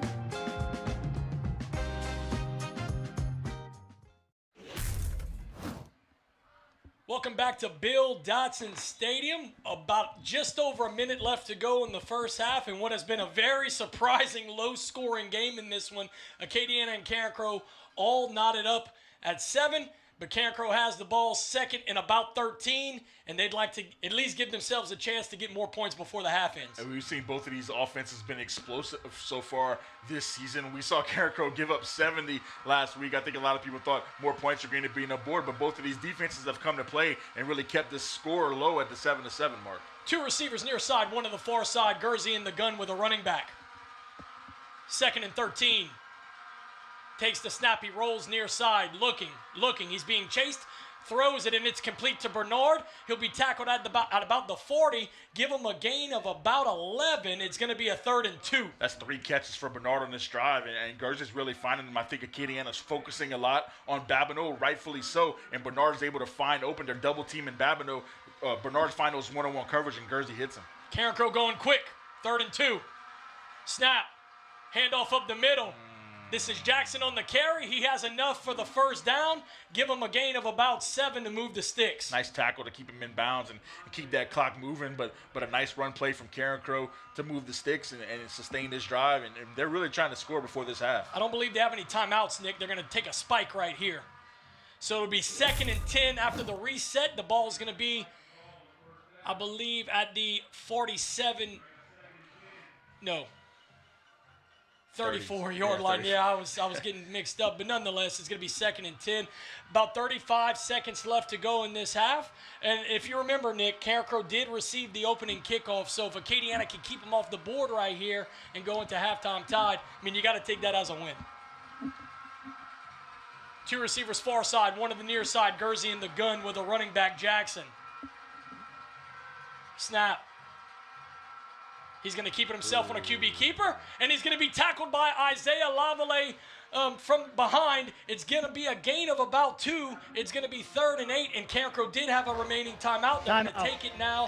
But I tell you what, we're going to go ahead and stay here because final there's only timeout about of the 28 seconds left to go in the half. Man, that's 2 big plays by Lavallee on this drive, and Cole, exactly what you said. If this defense can somehow get off the field, keep Carencro from scoring, they get the ball. Acadiana gets the ball in the second half, so it is a win. I mean, this is what you're playing for. This is why not taking the ball to start the game is so beneficial to the football team. You're giving up a free drive. If Carencro were to get the ball here in the end zone and then get the ball back at second half, you get that make it take it. So Acadiana just playing for the halftime here and not allowing Carencro to get into this end zone. We know Carencro is explosive. They have a couple plays in the playbook. Good job by Gavin Peters there to hang on to that timeout to be able to reset the team and get them going. But Acadiana's defense just really trying to keep them out of the end zone, get that ball back to the offense coming out of halftime. Heard the referee come over the speakers to reset the game clock. Going to have to see what they set it to. But nonetheless, it's going to be 3rd and 8 for the Bears. 25 seconds left to go in the half. As I mentioned, Terrible Turks got to do whatever they can to keep Carencro off the board and go into halftime tied because Acadiana will be getting the ball to start the second half. 2 receivers far side, 1 receiver near side. Gursey in the gun with a running back. Takes the snap. He's going to roll far side. He's going to pull up and dump it near side, but it's in and out of the hands of Bam, the running back, and it's going to be 4th and 8 with about 21 seconds left to go. Yeah, McKinley was right there again. I mean, they're just making it uncomfortable. If Gursey's uncomfortable in that pocket, he doesn't have the time to really overview the field and find his receiver. So McKinley impacting the game, even though he might not be getting the sacks. He's forcing Gursey to give the ball up a little quicker than he wants to, and when it's not clean, he's been inaccurate with his passes. 4th and 8, 2 receivers far side, 1 near side. Gursey in the gun, Bam in the backfield. 3-step drop looking. He's being chased. He's going to step up, looking downfield, throws it downfield, and it's wide of his intended receiver. I believe that was number 2, Brandon Duffy, the sophomore. And Acadiana's going to take it over on downs with 15 seconds left to go in the half. Well, an excellent play from excellent job for the Acadiana defense right there to keep them off the field. And now it's getting chippy. Now they're jawing back and forth. Now it's starting to get that high intensity that we were talking about early in the game. It's right back here, right before half. But a nice job by the defense to get off the field, not allow Carencro to find 9 points there out of halftime, and now you're going to go into halftime, give the offense the ball back, and allow them to go to work, hopefully, in that second half. So a nice job by the defense. And really, the complementary football that's happened hasn't really resulted in a lot of points, but there is a balance there between both units, and they're just playing a really good football game right now in both sides. The other side, the Carencro side, is playing well too, and so that's why you have this game knotted up, low scoring, and just a high-intensity game. 1st and 10 Veer Machine, 3-step drop. They're going to throw it one-on-one to Gallion. Chance Babineau on the coverage, and a great job by Chance Babineau pushing him out of bounds. And that ball's going to go incomplete. If it would have been caught, it would have been at about the 40, and Acadiana would have had about 10 seconds to play with. And Babineau and Gallion playing both ways. I mean, the best player on both sides of the football and on both teams are just going one-on-one at each other nonstop in this game, and you're seeing some really good efforts. We saw a ball to Babineau where Babineau turned into the defensive back because Gallion was getting intercepted, and right there Babineau makes a great play defensively. 2nd and 10, handoff up the middle. Breaks a tackle at the line of scrimmage. Give them a gain of about 7. And Acadiana's going to take a timeout with 3 seconds left. We're going to keep it here, obviously, right before the half. But a little curious. I mean, what do you have in the playbook to go 60 yards right here? Yeah, are you just going to throw it deep? Could be a little gamesmanship, what's going on. I mean, look, we haven't really touched on a lot of the personal aspects of what's going on in this football game. But, I mean, I think there's going to be a little bit of that going on in the game where maybe you call the timeout to extend the drive, maybe make that Carencro think you're going to do something. And so I wouldn't be surprised if that's a little bit of what's going on. Maybe they're going to take a shot to Gallion, but with 3 seconds, I would have thought they'd gone into halftime. But nonetheless, I mean, that's the kind of stuff that's going to happen in this game. It's 7-7. It's close. You're about to go into halftime. There's so much animosity and angst going on down there on the field, and so much personal stuff with all the coaches that left Acadiana. Now they're on the other side, and all of that going on. I think it might be a little bit of gamesmanship with that timeout from Doug Dodson. Another noticeable thing to me, Nick, is that Carencro's tempo is very reminiscent of what we expected Acadiana to come out and do tonight. Honestly, Carencro has dominated the time of possession in the first half, but they're playing pretty much Acadiana's slow it down type game, and I was not expecting that personally. 3rd and 3 with 3 seconds left to go. Option, QB keeper. It's going to obviously be enough for the first down, but that's going to end the first half in a low-scoring, surprising first half it's been. Your Acadiana Wreckin Rams 7, the Carencro Golden Bears 7. I mean, Nick, we pretty much chopped up this first half every way you can spin it. Most surprising thing for me, obviously, is Carencro's interior defensive line stopping, these inside runs by the Veer Machine very well tonight. Acadiana just not able to move the football on the ground. Turn the page or turn the clock back a week ago, Southside had 700 yards rushing. So the average fan, the casual fan would have said, you know what, Acadiana's Veer Machine is going to have a field day tonight. That's not been the case at all. Right, and I was talking to a bunch of people that were texting me the same thing and saying, man, Southside put 700 yards of offense and 70 points on the board. What's Acadiana going to do then? And I said, guys, it's completely different. This Acadiana Carencro game is completely different. That's not going to be anything like what Southside did in this game. And Carencro stepped up and made the adjustments. And look, they have a great coaching staff on that side of the field. And they're going to do what they've come to do tonight and play football. 7-7 is absolutely a shock. It's not what I expected. I expected way more points and way more explosive plays from both sides. But credit to the defenses. They've really stepped up. Acadiana's defense has played extremely well after that first drive to get off the football field and give the offense the ball, give the offense chances. The offense has to get going and score more points. I like what I've seen so far from the defense, not so much from the offense. It's been sloppy. It's been clunky. It hasn't been great. They got really good field position on the drive after the weird punt thing that Carencro did, wasn't able to capitalize. And so the offense has had opportunities to put points on the board, but it hasn't happened. On the reverse side, the Carencro offense has had their opportunities to put points on the board, and the Terrible Turks have stepped up. So just a defensive battle, maybe not what we expected, but it's what we got. A 7-7 tie football game at halftime, everything on the line. It's just turned out to be a really close game, and maybe not how we expected it, but we definitely expected it to be a battle, and that's what we got tonight. Yeah, as I mentioned earlier, Acadiana will receive the second half kickoff, so the Veer Machine will be able to take the ball and hopefully have a cleaner series, or just cleaner drives, and that's something we didn't talk about mainly is just the pre-snap penalties for both teams, Nick. I mean, a lot of false starts tonight, a lot of problems before the snap, and, that's a little bit surprising for both of these teams, both of these programs who are known for being so disciplined. That's not a very good problem to have in Week 10. You expect those kind of things in Week 1 or 2 or 3. We're in Week 10 playing for a district championship. You expect these offenses to be a lot more crisp. That's right. The penalties have been a problem. The fumbles have been a problem, right? Acadiana has a fumble on the kickoff. They have a fumble on the fourth down play late in the second quarter, and so it's been a problem all year long. Eventually, it's got to get clean. I don't know if it's a personnel issue. I don't know if it's a scheme issue, but something is not clicking between the center and the quarterback, and the ball's hitting the turf. Acadiana has been very fortunate to hop on those fumbles and not turn the ball over. And on the one that happened in this game, it was fourth down, so the ball was going over there anyway. But it is going to be something that catches you. I mean, this is the final game of the regular season. You're thinking you're going to go on to the playoffs and hopefully make a run. If you're going to do that, those things can't happen, because when you start playing those better teams in the bracket, they're going to capitalize on it. So, not clean at all, and not what you want to see in Week 10 as you head towards that playoff push. Well, we'll have to see what halftime adjustments are made by both teams, but I can tell you this, Nick. Both of these programs, they don't care how. They can win by 1.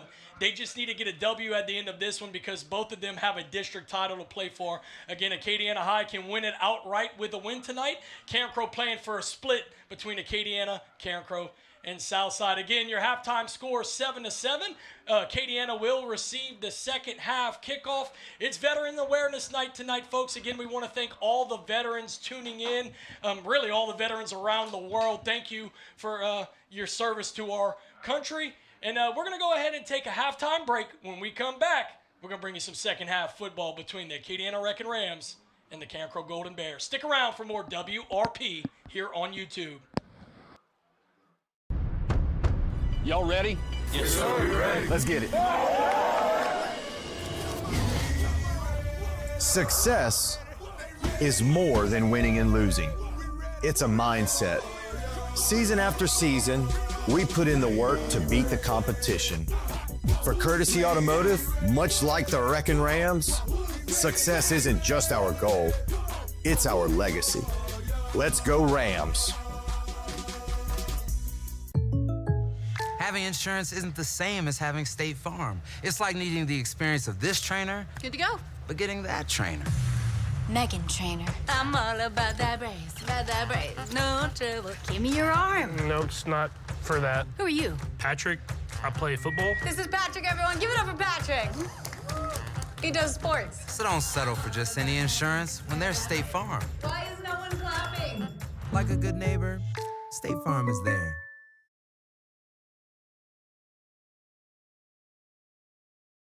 At Southern Classic Chicken, we take pride in serving the freshest, seasoned, and marinated hand-breaded fried chicken. It's so good, it's wrong. Add in tasty sides like our zesty Cajun seasoned fries, savory red beans and rice, or sweet corn grits. Drive through today and pick up a family box or one of our classic combos and enjoy a true Southern classic. Oh, and don't forget the pepper. Hey, Wreckin Ram fans, that's right, I'm in Big D, and I don't mean Dallas, Dusson, Louisiana, where a dream became a destination. At Knox and Dusson, timeless family recipes get a personal twist. Every bite has Louisiana flavor, from plate lunches to specialty burgers, to po' boys, fresh seafood, both grilled and boiled. And every Thursday through Saturday, we turn up the charm with live music and our very own Cajun Exotico breakfast every other Saturday morning. And don't forget brunch every Sunday. So come down to Knox and Dusson, a proud supporter of Acadiana High School. Knox and Dusson, don't knock it till you try it. Go Rams!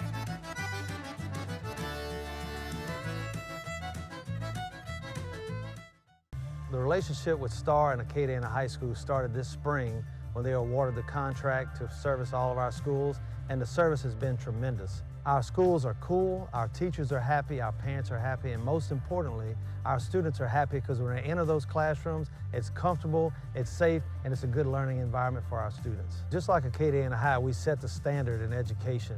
Star sets the standard on service. Star is all about service. That's what we wanted, that's what we needed. We needed the proper service maintenance program. That is what Star does. That is the basis of their business, service and maintenance, which lessens the repairs and the replacements. Our service calls are dropping. Our repair calls are dropping. Our replacement calls are dropping. Just as Acadiana High is synonymous with championships in football, STAR is synonymous with service. Ladies and gentlemen, it's in the name. Star and Acadiana High School, we're both elite. Be elite.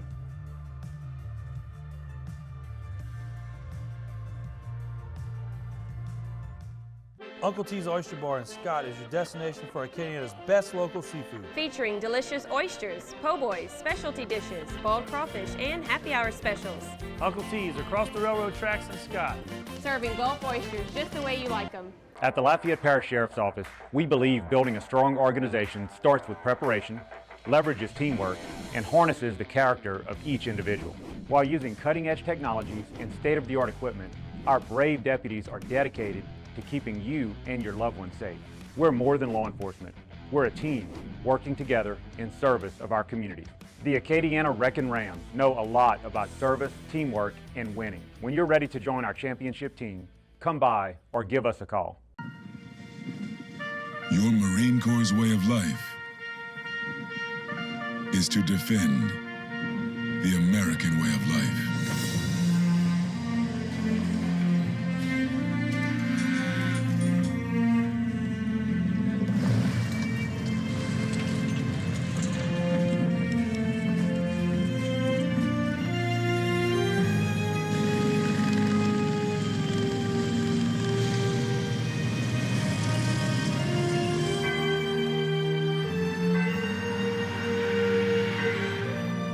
Every day, no matter where we serve, we take a stand for our nation, for each other, for us all. The few, the proud, the Marines.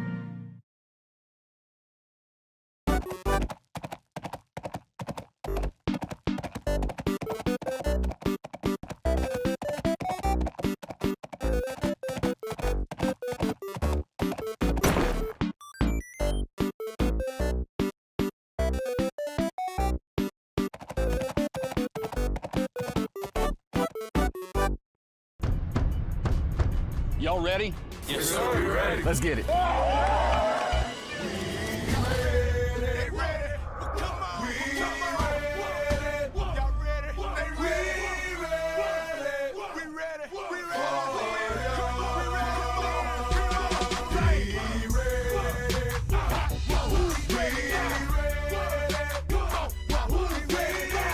Success is more than winning and losing.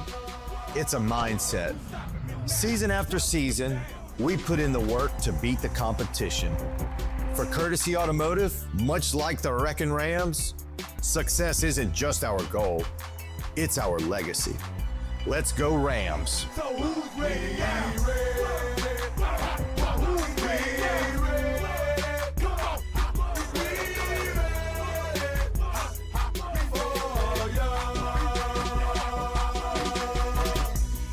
And if you know, you know. Southern Classic Chicken is a North Louisiana favorite, famous for crispy chicken and that pepper on the side. And they kept it simple, fresh, and full of flavor. And now, for the first time, they're franchising. And guess what? Lafayette, the hub city, is the very first franchise location. I'm excited because I've heard great things about the chicken. And you know, one thing about people here in Southwest Louisiana, we love good food, and we understand that's what we can expect with Southern Classic Chicken.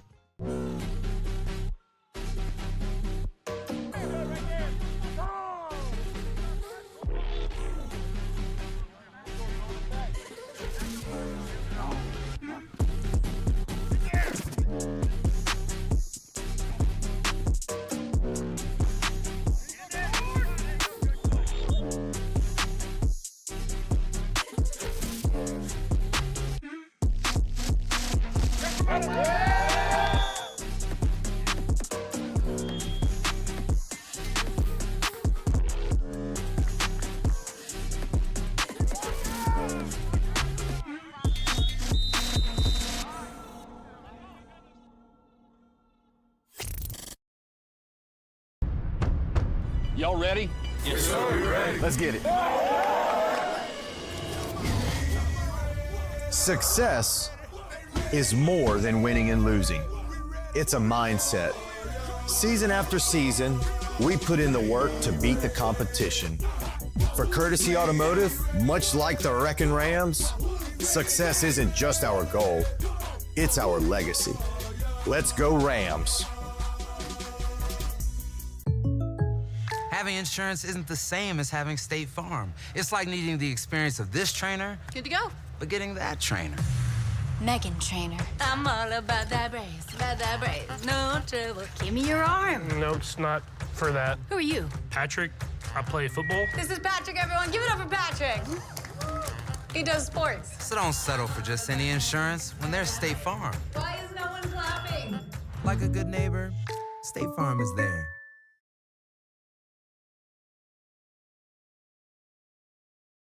At Southern Classic Chicken, we take pride in serving the freshest, seasoned, and marinated hand-breaded fried chicken. It's so good, it's wrong. Add in tasty sides like our zesty Cajun seasoned fries, savory red beans and rice, or sweet corn grits. Drive through today and pick up a family box or one of our classic combos and enjoy a true Southern classic. Oh, and don't forget the pepper. Hey, Wreckin' Ram fans, that's right, I'm in Big D, and I don't mean Dallas, Doosan, Louisiana, where a dream became a destination. At Knox and Doosan, timeless family recipes get a personal twist. Every bite has Louisiana flavor, from plate lunches to specialty burgers, to po' boys, fresh seafood, both grilled and boiled. And every Thursday through Saturday, we turn up the charm with live music and our very own Cajun and Zydeco breakfast every other Saturday morning. And don't forget brunch every Sunday. So come down to Knox and Doosan, a proud supporter of Acadiana High School. Knox and Doosan, don't knock it till you try it. Go Rams!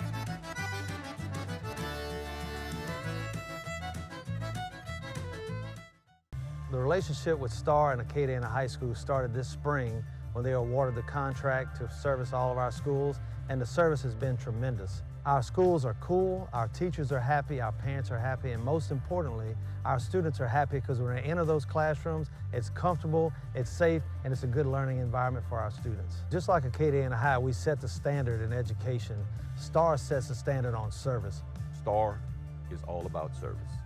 That's what we wanted, that's what we needed. We needed the proper service maintenance program. That is what Star does. That is the basis of their business, service and maintenance, which lessens the repairs and the replacements. Our service calls are dropping. Our repair calls are dropping. Our replacement calls are dropping.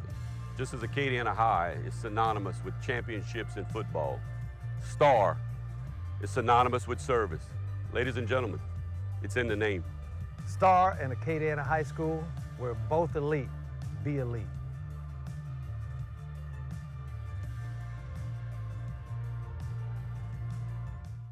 Uncle T's Oyster Bar in Scott is your destination for Acadiana's best local seafood. Featuring delicious oysters, po' boys, specialty dishes, boiled crawfish, and happy hour specials. Uncle T's across the railroad tracks in Scott. Serving Gulf oysters just the way you like them. At the Lafayette Parish Sheriff's Office, we believe building a strong organization starts with preparation, leverages teamwork, and harnesses the character of each individual. While using cutting-edge technologies and state-of-the-art equipment, our brave deputies are dedicated to keeping you and your loved ones safe. We're more than law enforcement. We're a team working together in service of our communities. The Acadiana Wreckin' Rams know a lot about service, teamwork, and winning. When you're ready to join our championship team, come by or give us a call. Your Marine Corps' way of life is to defend the American way of life.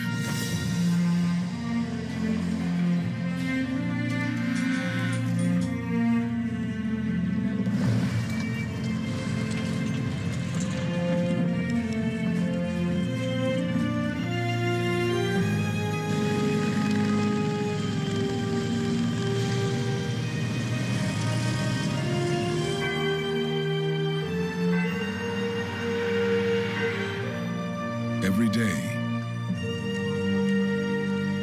no matter where we serve, we take a stand For our nation. For each other. For us all. The few. The proud. The Marines.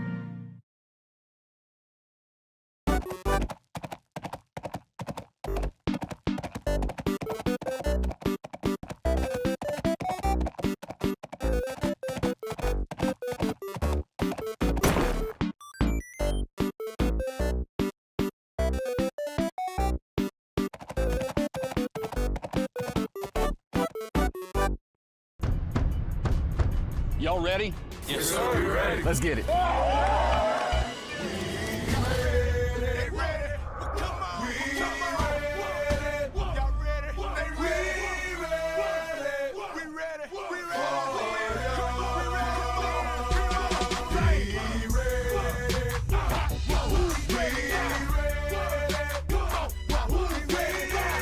Success is more than winning and losing. It's a mindset. Season after season, we put in the work to beat the competition. For Courtesy Automotive, much like the Wreckin' Rams, success isn't just our goal, it's our legacy. Let's go Rams. So who's ready now?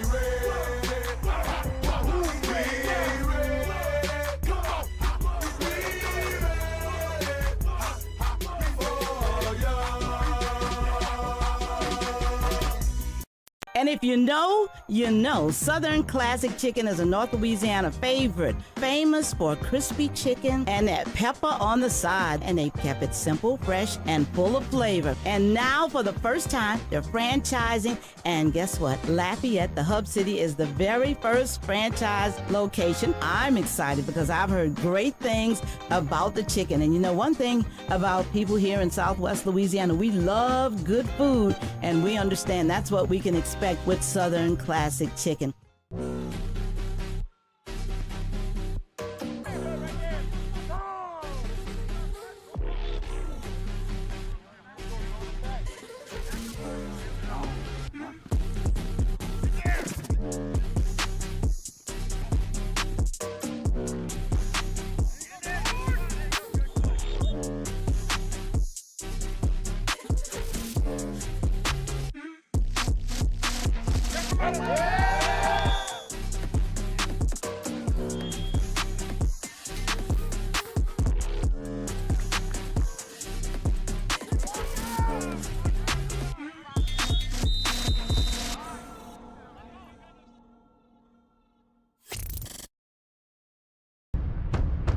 Y'all ready? Yes, sir. We're ready. Let's get it.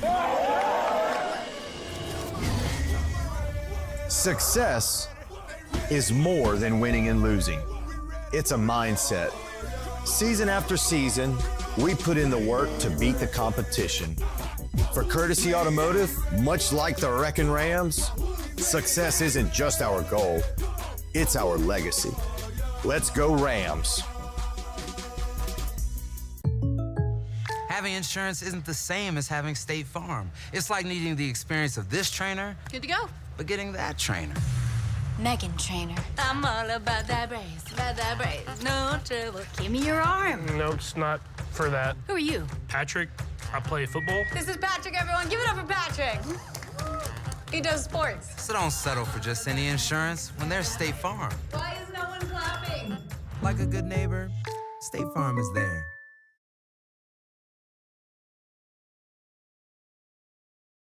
At Southern Classic Chicken, we take pride in serving the freshest, seasoned, and marinated hand-breaded fried chicken. It's so good, it's wrong. Add in tasty sides like our zesty Cajun seasoned fries, savory red beans and rice, or sweet corn grits. Drive through today and pick up a family box or one of our classic combos and enjoy a true Southern classic. Oh, and don't forget the pepper. Hey, Wreckin' Ram fans, that's right, I'm in Big D, and I don't mean Dallas, Doosan, Louisiana, where a dream became a destination. At Knox and Doosan, timeless family recipes get a personal twist. Every bite has Louisiana flavor, from plate lunches to specialty burgers, to po' boys, fresh seafood, both grilled and boiled. And every Thursday through Saturday, we turn up the charm with live music and our very own Cajun Exotico breakfast every other Saturday morning. And don't forget brunch every Sunday. So come down to Knox and Dusson, a proud supporter of Acadiana High School. Knox and Dusson, don't knock it till you try it. Go Rams!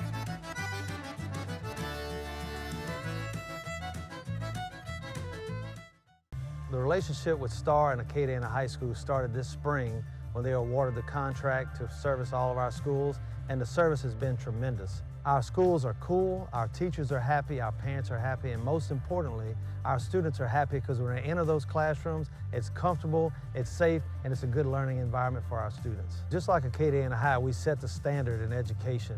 Star sets the standard on service. Star is all about service.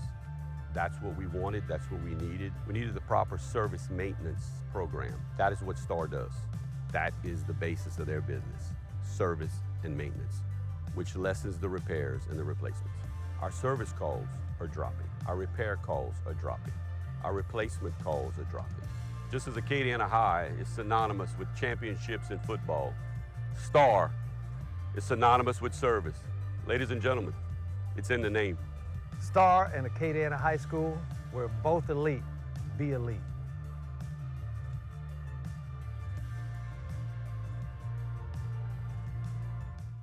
Uncle T's Oyster Bar in Scott is your destination for Acadiana's best local seafood. Featuring delicious oysters, po' boys, specialty dishes, boiled crawfish, and happy hour specials. Uncle T's across the railroad tracks in Scott. Serving Gulf oysters just the way you like them. At the Lafayette Parish Sheriff's Office, we believe building a strong organization starts with preparation, leverages teamwork, and harnesses the character of each individual. While using cutting-edge technologies and state-of-the-art equipment, our brave deputies are dedicated to keeping you and your loved ones safe. We're more than law enforcement. We're a team working together in service of our community. The Acadiana Wreckin Rams know a lot about service, teamwork, and winning. When you're ready to join our championship team, come by or give us a call. Your Marine Corps' way of life is to defend the American way of life.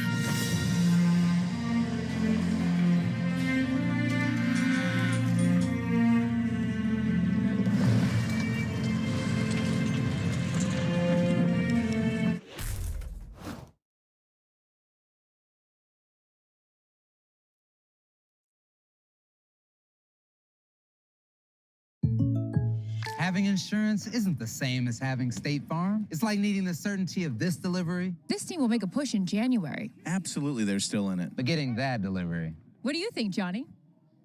How do you know my name? You're wearing a name tag. Oh, yeah. 2-second rule? So don't settle for just any insurance when there's State Farm. Like a good neighbor, State Farm.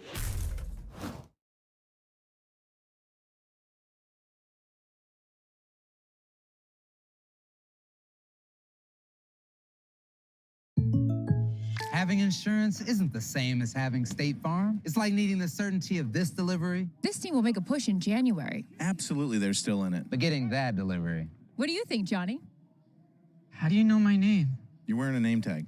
Oh, yeah. 2-second rule? So don't settle for just any insurance when there's State Farm. Like a good neighbor, State Farm is there.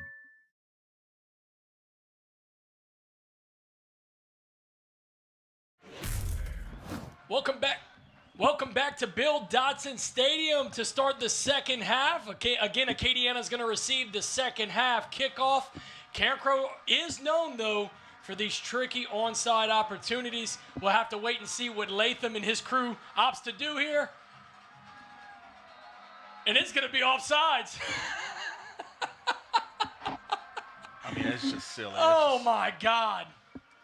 Just some silly. silly. I mean, that goes along with the theme of the first half, the sloppiness in this ball game so far. So that'll back up Carencro 5 yards, and I agree with you. It's silly. I mean, can we if just... you're going to onside it, onside it. If you're going to kick it deep, kick it deep. Can we just play football? Please. I mean, what is going on? I mean, it's just ridiculous.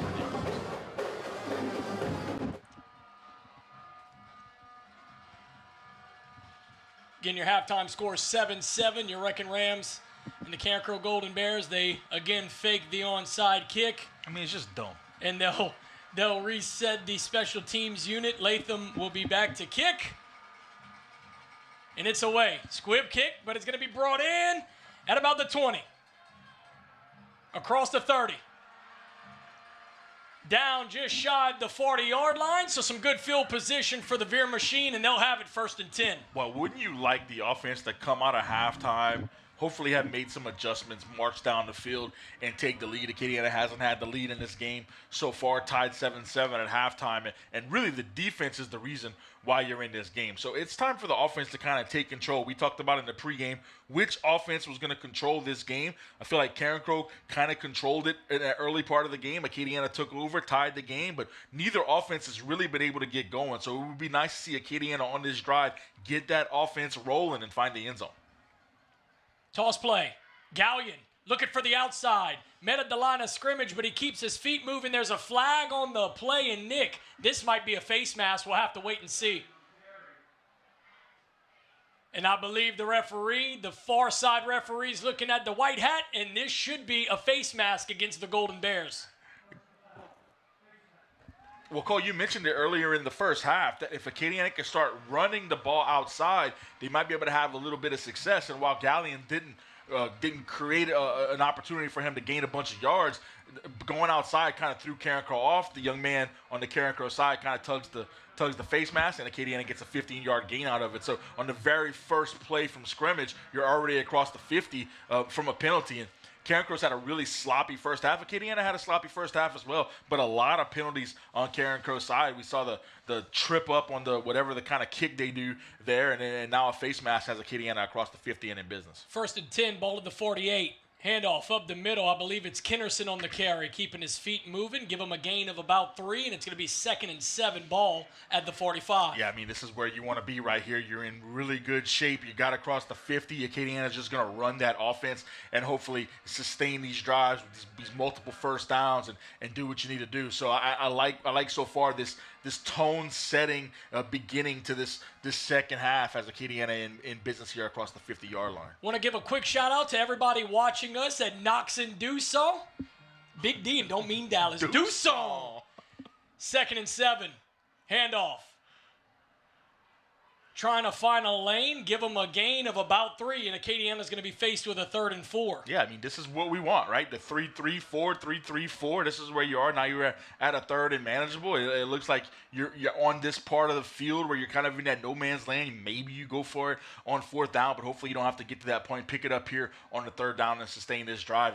And so far early in this second half, that's what Acadiana is doing, just controlling the ball, moving it slowly, methodically down the field.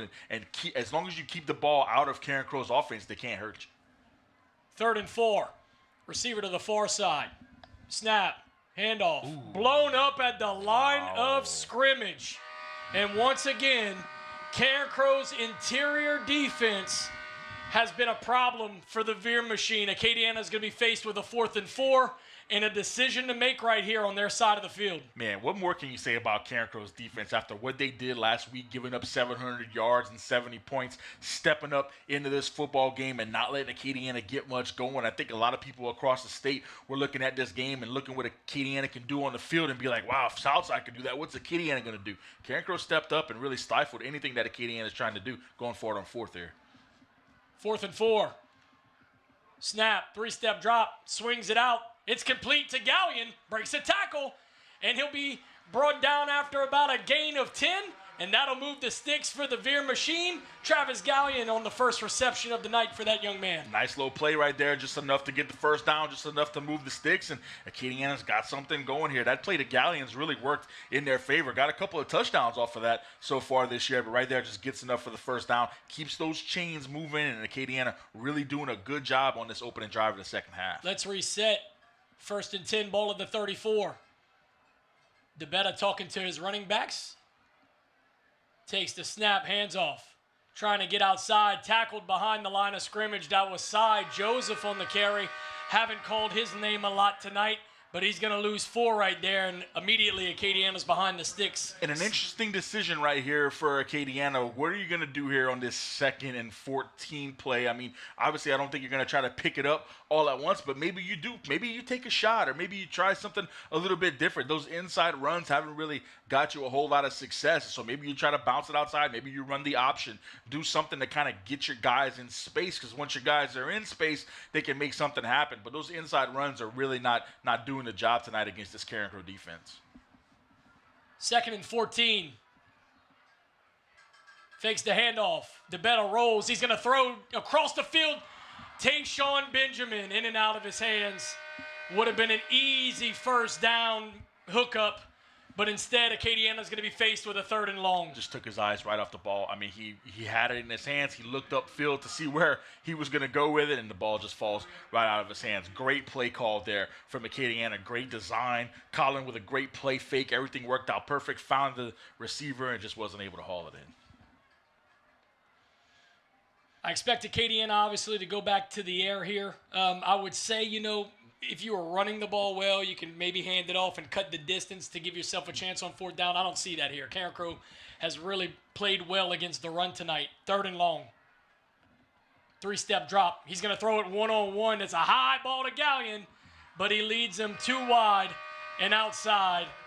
And unless Acadiana wants to go for it, they might have to punt this one away with Josh Marquez. I mean, you look back on that previous play to Benjamin, it's just a catch you have to have. I mean, Carencro hasn't really given you the opportunity to pick up many explosive plays so far tonight. You had the one big run from Simon that set you up for the touchdown down at the, inside the 10-yard line, but an opportunity to pick up an explosive play, move close to the red zone, definitely get a first down, like right in his hands, and he just drops it. That's when you want to get back, because you get an opportunity to make a play like that for Acadiana to really sustain this drive, and it doesn't go your way, and now you're punting the football. High snap handled well by Marquez. Chance Babineau fair caught at about the 13-yard line. And that's where the Golden Bears will have it to start their first drive of the second half. Man, a really strong drive from Acadiana coming out of half, moving the football, got across the 50, got a couple of first downs, had some good things working, and then it just stalls. You had the opportunity there with the pass to Benjamin. If he hauls it in, you keep those sticks moving, you keep the clock running. Instead, it's the drive stalls, your 4th down play or 3rd down play doesn't connect to Galley and punt the ball, and now Carencro has it. So you had the opportunity to take the lead there if you just execute on some of those plays, and now you put the ball right back into the guy's hands that you don't want it in. 1st and 10 Bears. Gursey under center, 1 receiver to the near side, and 2 backs in the backfield. Snap, handoff up the middle. Met at the line of scrimmage, but he does a great job keeping his feet moving. Give him a gain of about, let's call it 4. Looks like it'll be 2nd and 6. This game is just kind of reminded me of the way the Acadiana Southside game played. I know that Southside was up in that game, but the defense just really kept you in the game, and Acadiana was able to capitalize on it late in the game. And you're just asking your defense to do so much and so much. I think Carencro's offense is a little bit more explosive than that Southside defense, and we'll see if the defense for Acadiana can keep it up. Gursey takes the snap, hands off up the middle. Strong carry right there. Give him a gain of, let's call it 6, and it looks like it'll be a 3rd and 1. You're continuing to ask the defense to just do so much to keep you in this football game. It almost feels like eventually Carencro is going to break through, but it hasn't happened just yet. The defense playing really well and not allowing Carencro to pick up those big gains, and it's asking and putting so much of the load on the defense tonight. Handoff up the middle, met at the line of scrimmage. They pushed him backwards, though, Nick, and I think he's going to be called for no gain. Carencro is going to have a very tough decision here. It's going to be 4th and 1, but the ball is only at about the 22-yard line. Yeah, it's a tougher decision than you would think, because the way the Carencro's defense is playing right now, you almost feel like you're in good shape if Acadiana were to get the football, and Carencro wants to make something happen here. So if they go for it deep into their own territory, it's not as questionable as you might think with just the way this game's been going and the way their defense has played against the Acadiana offense. It looks like Gursey's going to be under center. They're not punting this one, Nick. Could maybe be a hard count situation.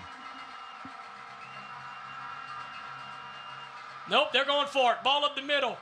Breaks through the line of scrimmage, and he'll have about 2 yards extra to move the sticks. I believe that was number Number 12. Yeah, that was Jackson on the carry. Trevontre Jackson, on that last carry gets a gain of about 3, and the Golden Bears keep it moving. And he took a big hit initially at the line. If he goes down without breaking that tackle, he's gonna be stopped for a loss. But the individual effort from Jackson kept churning those legs, and he gets enough for the Carencro first down. Gursey under center, 1 receiver to each side of the formation, and 2 backs in the backfield. Handoff up the middle, met by, it looks like Isaiah Lavallee. Give him a gain of about 3. It's going to be 2nd and 7. Man, Lavallee's impacted this game so much. We've seen so many defenders. Dante Chavis has had a big game. McKinley's been in on just about every play. And Isaiah Lavallee having one of his better games of the season so far. So nice to have him back in the lineup, and he's impacted this game in a big way. 2nd and 7. Ball at the 29. Gursey under center, 1 receiver to each side of the formation, split back behind him. Handoff. Breaks through the line of scrimmage, right at the stick, and I think he'll have enough for a first down.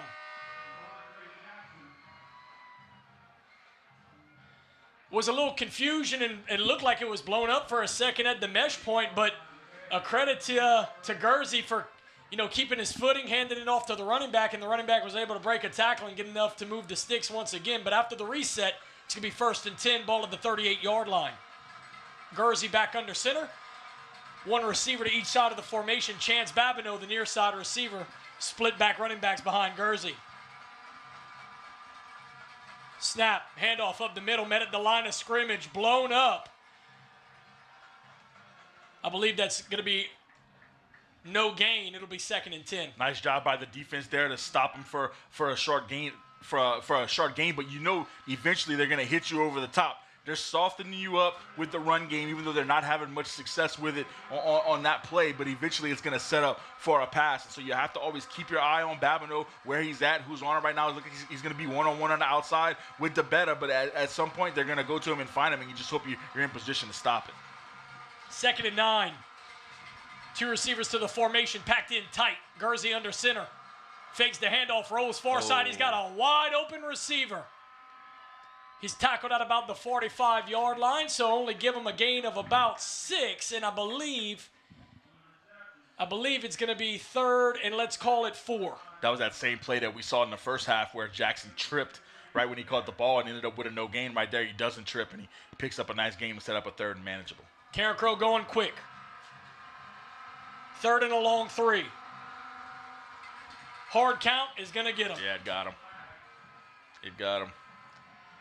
Hard count gets him, and that'll move the sticks for the Golden Bears. A little undisciplined right there on the defensive line, and it gets Acadiana once again.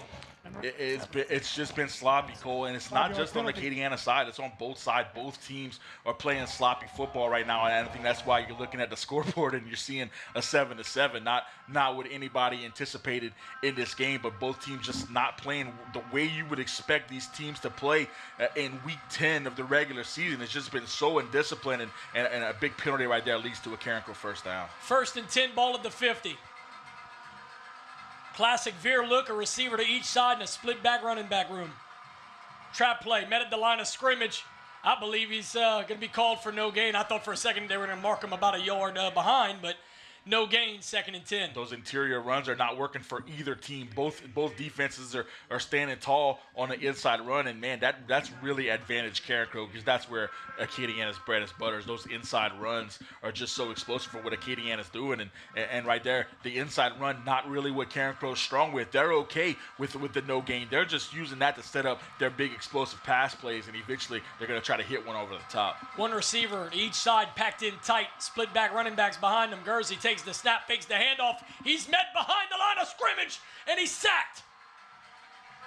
Loss of about 6, and it's going to be 3rd and Carencro for Carencro. That pass rush for Acadiana has been really effective tonight, and when Gursey doesn't have a clean pocket, he struggles to find it. He goes through his progressions, and he doesn't really do it quick enough, and when Acadiana has the penetration, they've either been able to affect the pass play or bring him down like they did right there. Nice job by the defense, and now it's like you said, 3rd and Carencro, a really long long pass play is going to have to happen if Carencro wants to keep this ball. Got to get off the field here. 2 receivers to the near side.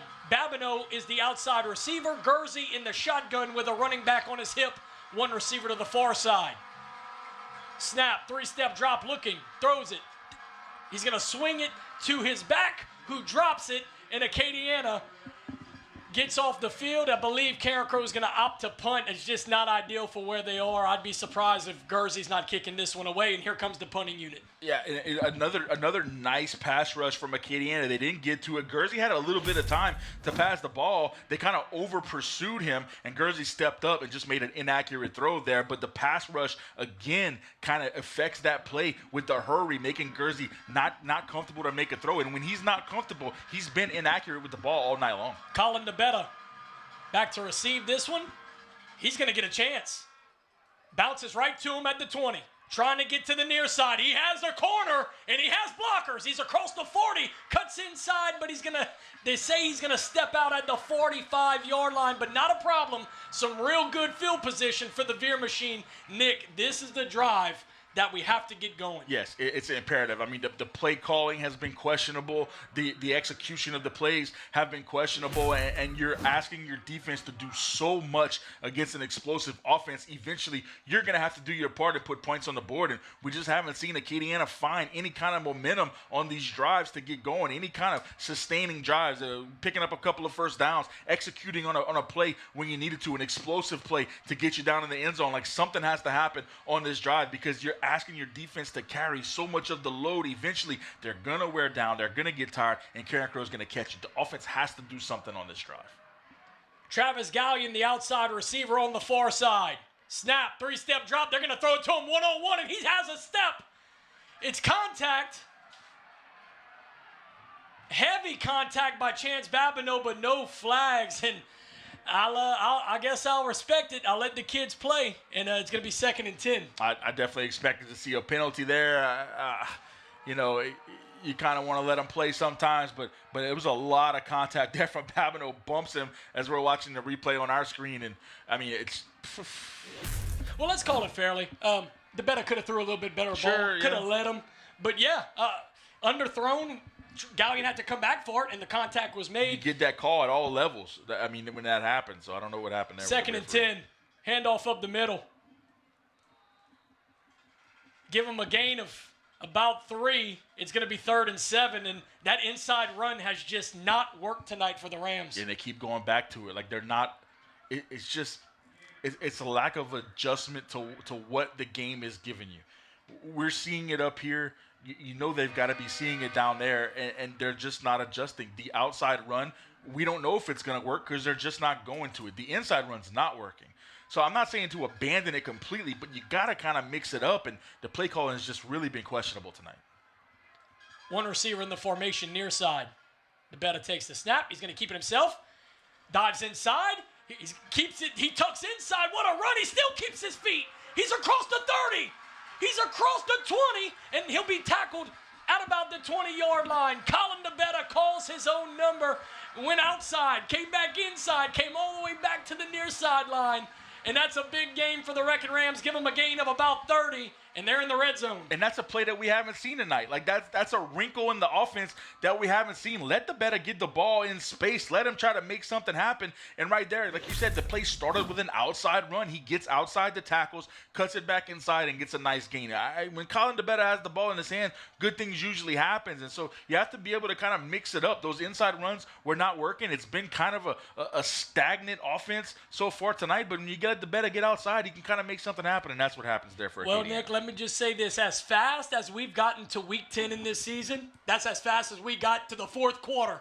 Ram Nation, put your 4s up. It's the 4th quarter. You're tied here at 7 for the District 3 5A championship, and when we come back, we're going to bring you some 4th quarter football. Come on back on WRP here on YouTube. Having insurance isn't the same as having State Farm. It's like needing the certainty of this delivery. This team will make a push in January. Absolutely, they're still in it. But getting that delivery. What do you think, Johnny? How do you know my name? You're wearing a name tag. Oh, yeah. 2-second rule? So don't settle for just any insurance when there's State Farm. Like a good neighbor, State Farm is there.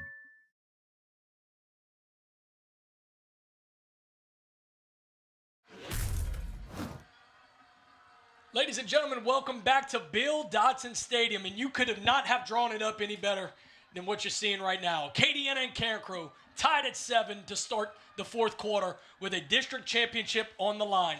Acadiana's Veer machine is going to have the ball just outside of the red zone at the 22-yard line, 1st and 10. But there's no way to sugarcoat it, Cole. You got to find the end zone here. I mean, you're in scoring position. You're just outside the 20-yard line. It's a tie game. It's the fourth quarter. Carencro's knocking on the door, trying to make something happen. You have to take the lead right now in this position.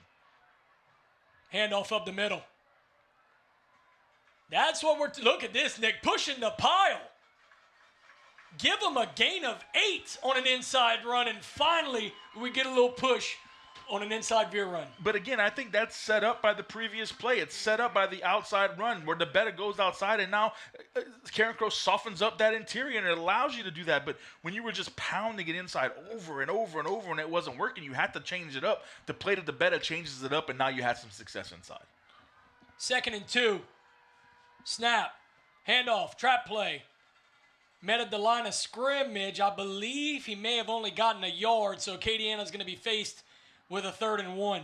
Yeah, I mean, this is definitely 4-down territory. If you had a 5th down, it'd be 5-down territory. Like, you're going for it every single time right here. The end zone is the only option on this drive right now, and Acadiana really in good shape. 3rd and 2, you have an opportunity to get a first down. You're inside the end zone. You're burning a little bit of this clock, so Acadiana really has to try to find the end zone here. 3rd and 1. The bet under center. Handoff of the middle. I think the better may have kept that one himself. I think he's short, Nick. Yeah, I do too. And that's the right spot. The referee's right on it. He was short. He kept the ball and didn't get it. So, I mean, now you're looking at a 4th and 1, and you're thinking, oh, it's just 1 yard. But, man, the interior defense for Carencro has really stifled you. And, well, they gave him the first down. So anything I was going to say is moot. I tell you what, from the way that play looked, and we're kind of across the field from, where the plays lined up, we both agreed it looked short. So Acadiana gets a favorable spot, and guess what? They're going to continue their drive, 1st and 10, ball at the 12. Yeah, not only that, they have an opportunity to get another first down. So just find the end zone, but if somehow you get inside that 2-yard line, you'll get another first down and keep that clock moving. Ball's on the ground. Lambertina picks it up. Ty Lambertina was on the field right there at quarterback.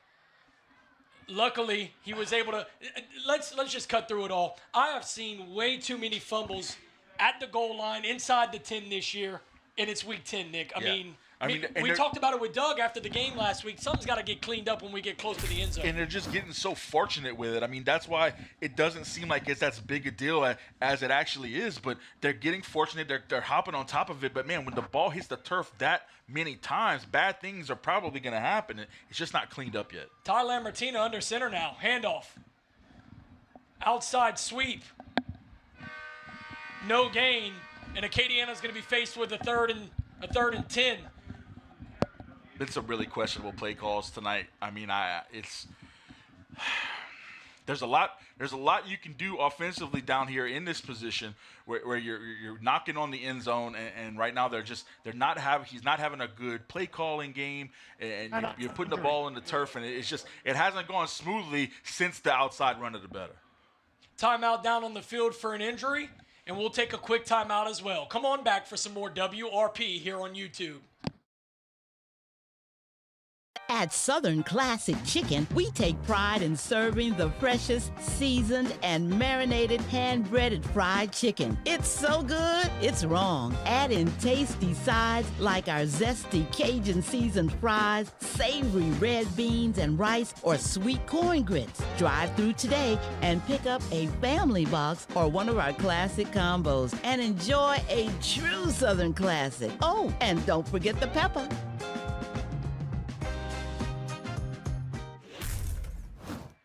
Welcome back to Bill Dotson Stadium. Acadiana in the red zone facing a 3rd and 10, and we're going to have to see what Doug Dotson and offensive coordinator James Estes dial up here in a tied game with 9 minutes and 7 seconds left to go. Well, you see Colin DeBetta walking off the field, so he's not going to be on the field at all in the play. And so you would think this might be an opportunity to throw the football. Maybe you'd want Colin in the game, but they're kind of going with a bigger set. Gallion one-on-one on the outside. Ty drops back, looking, throws across the middle of the field. It's tipped and intercepted. Really the one thing that couldn't happen right there was turning the football over. And boy, you had a really good chance to take the lead, steal the momentum, and really have an opportunity to put this game into balance on your side. And now you've made a mistake up the middle. Carencro has the ball. They're feeling it pretty good on the turnover. And once again, you're asking your defense to just carry so much of the load tonight. Eventually, you would think Carencro would bust through. Acadiana had to get in the end zone right there, and they don't get it done. It's just such uncharacteristic football from the Veer machine. Historically, when we get in the red zone, we ended with punching it in the end zone. A credit to Carencro for forcing the turnover there, but very uncharacteristic offensive performance tonight for the Rams. 1st and 10, Carencro, ball to the 5. Gursey in the gun, 2 receivers near side, 1 to the far side, and a running back on his hip. Snap, handoff up the middle, blows through the line of scrimmage, and there he goes. He's across the 20. He breaks a tackle across the 30. Oh. Thank God he gets shoestring tackle at the 40, but a 35-yard gain is going to move the sticks for the Golden Bears, and we have an injured Ram. I think it's Travis Gallion. I think he was the one that made the shoestring tackle and got kicked up by making that tackle. Number 87 has to stay on the field for one play. First play of the Helmet drive, came off. bust through the middle, For Acadiana. and without that shoestring tackle from Gallion, he's got 6 points. And so that's what happens, man. The momentum of the game shifts just like that. Acadiana in the red zone, in position to punch it in, and you got a turnover, and now Carencro, one play like that, and they're already close to the 50-yard line. Injury down on the field, and we'll go ahead and take a quick timeout as well. Come on back for some more WRP here on YouTube. Y'all ready? Yes, sir. We're ready. Let's get it. Success is more than winning and losing. It's a mindset. Season after season, we put in the work to beat the competition. For Courtesy Automotive, much like the Wreckin' Rams, success isn't just our goal, it's our legacy. Let's go Rams.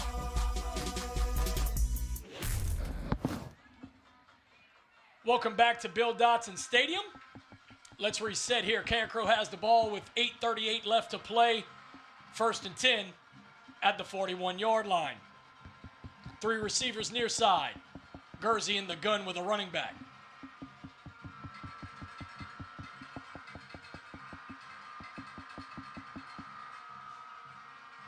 Takes the snap. It's a bad one. He's going to have to just wrangle it in and gets blown up behind the line for a loss of 1. It's going to be 2nd and 11, and Acadiana catches a break there. Man, just an ugly game. This has just been one of the ugliest games of the season. Neither team is playing clean. Neither team seems like they're prepared to do what needs to be done to win this football game. It's just been sloppy all around. And who's going to stumble their way into a win in this game? It's been so undisciplined and not a good, well-played football game. Not the type of game that you want to play heading into the playoffs for both of these teams. Defenses have played well. Offenses, a lot of lapses tonight. 2nd and 11, 3 receivers near side. Gursey in the gun with a running back. Handoff up the middle, met behind the line of scrimmage, and Acadiana blows up another play. It's going to be 3rd and 12 for the Bears. Man, the individual efforts tonight for both teams on defense have been tremendous, and Acadiana gets another one right there. Just a great tackle, busting through the line and making a play. The individual efforts from this defense have really kept Acadiana in this game, and so far that's the reason why we're at 7-7. Both defenses playing tremendous. 3rd and 12. Acadiana's got to find a way to get off the field. 3 receivers near side. Chance Babineau, the inside receiver in the formation. Gursey in the gun with a running back. Snap. 3-step drop, looking.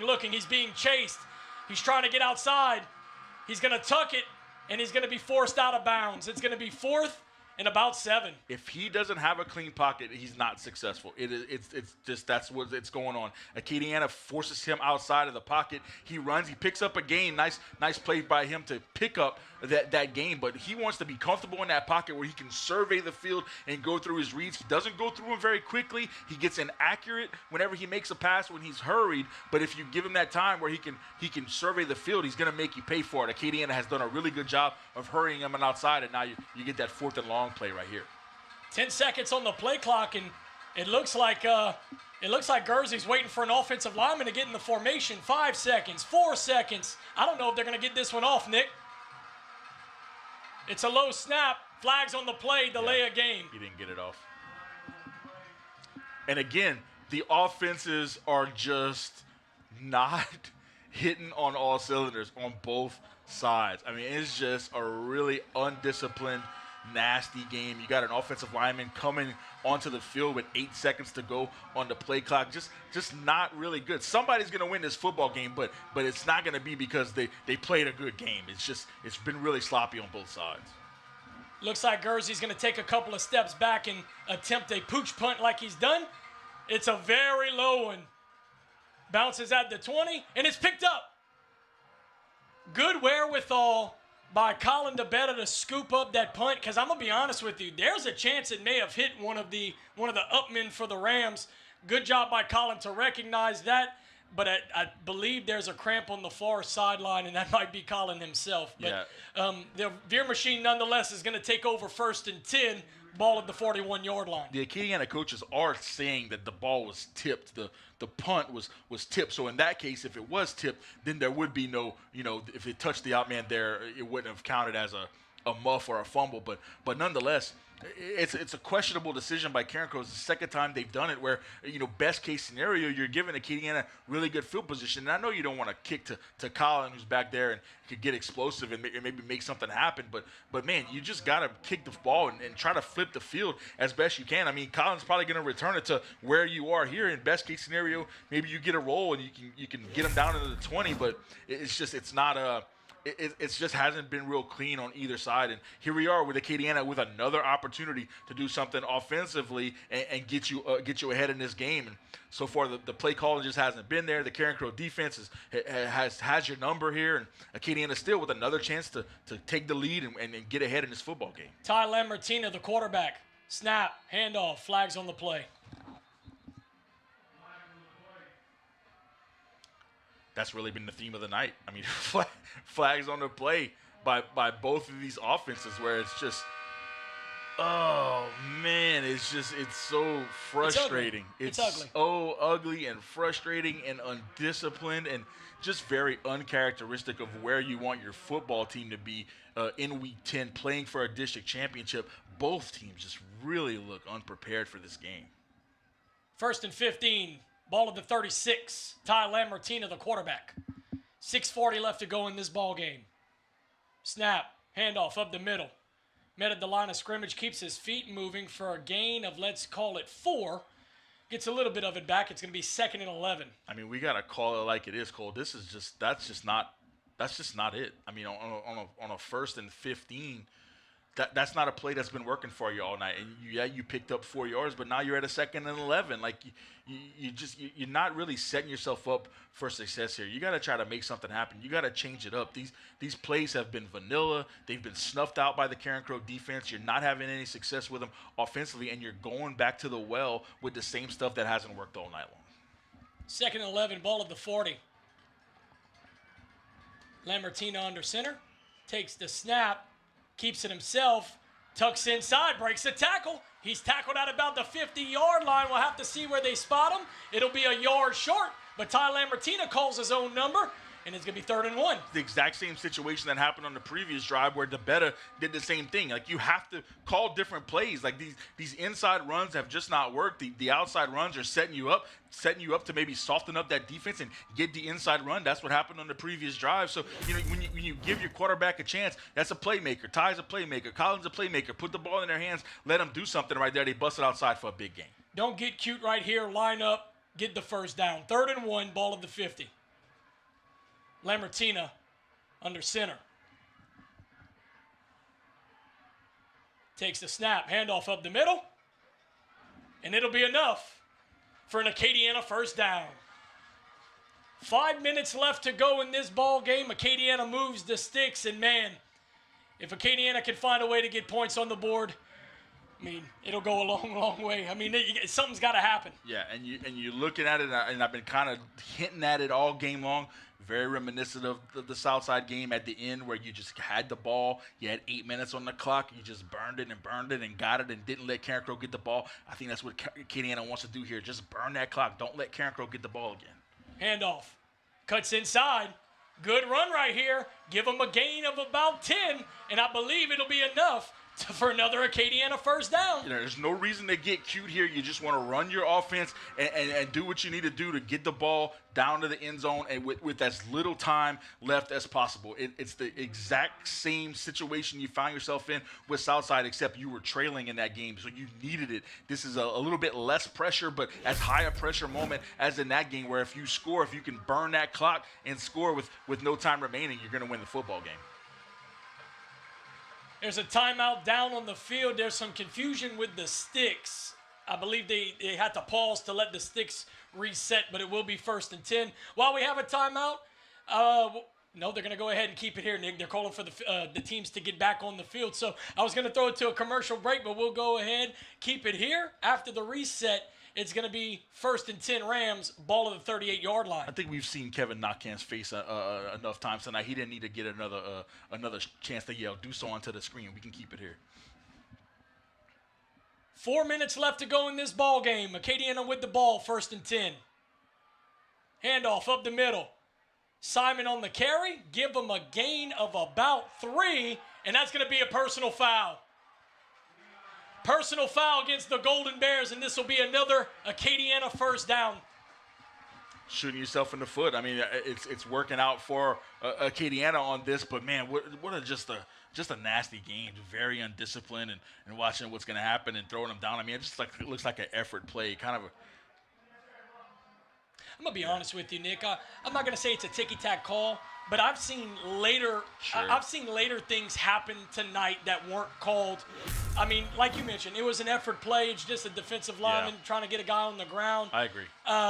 You know what? I will call it ticky-tack. Yeah. I will call it ticky-tack. You don't throw the flag there. I mean, especially in a game like this, at this magnitude, at this moment in the game, with what's going on, that's just a kid on the Carencro side trying to make a play, and Acadiana benefits from it. But I would have wished he would have swallowed the flag and just let the kids play the game, let the kids decide what's going to happen tonight. Well, once again, Acadiana's in the red zone, 1st and 10, ball at the 20, with a golden opportunity to take the lead.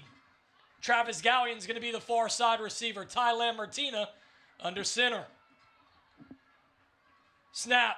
Handoff. Trying to find a lane. Cuts it inside. He's across the 10. And he's in the end zone.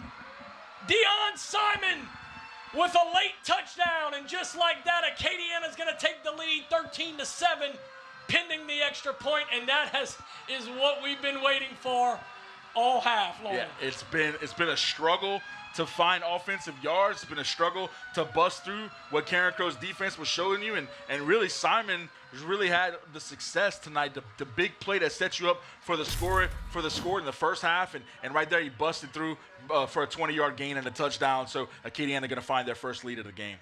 Marquez on to kick the point after, and it's a big one. Hard count. Now here's my question to you, Nick. Wow. Hold on. Here's my question to you. Acadiana usually goes for 2 in this situation. Do you take the point and go up 7 and play it safe, or do you put your offense on the field and go for 2? Yeah, I think they're going to go for it, but or they're going to look like they're going to kick it. Yeah, I mean, I think that's the right call. I do too. You don't want to give Carencro the opportunity to go down there and just need the extra point to tie. I agree 100%. This is the right call, keeping Marquez on the field. Josh Marquez. Snap is good. Kick is away. Kick is up. Kick is good. 3:17 left to go in this ball game. Your Wreckin' Rams take a 14-7 lead late. Come on back for some more WRP here on YouTube. Y'all ready? Yes, sir. We're ready. Let's get it. Success is more than winning and losing. It's a mindset. Season after season, we put in the work to beat the competition. For Courtesy Automotive, much like the Wreckin' Rams, success isn't just our goal, it's our legacy. Let's go Rams.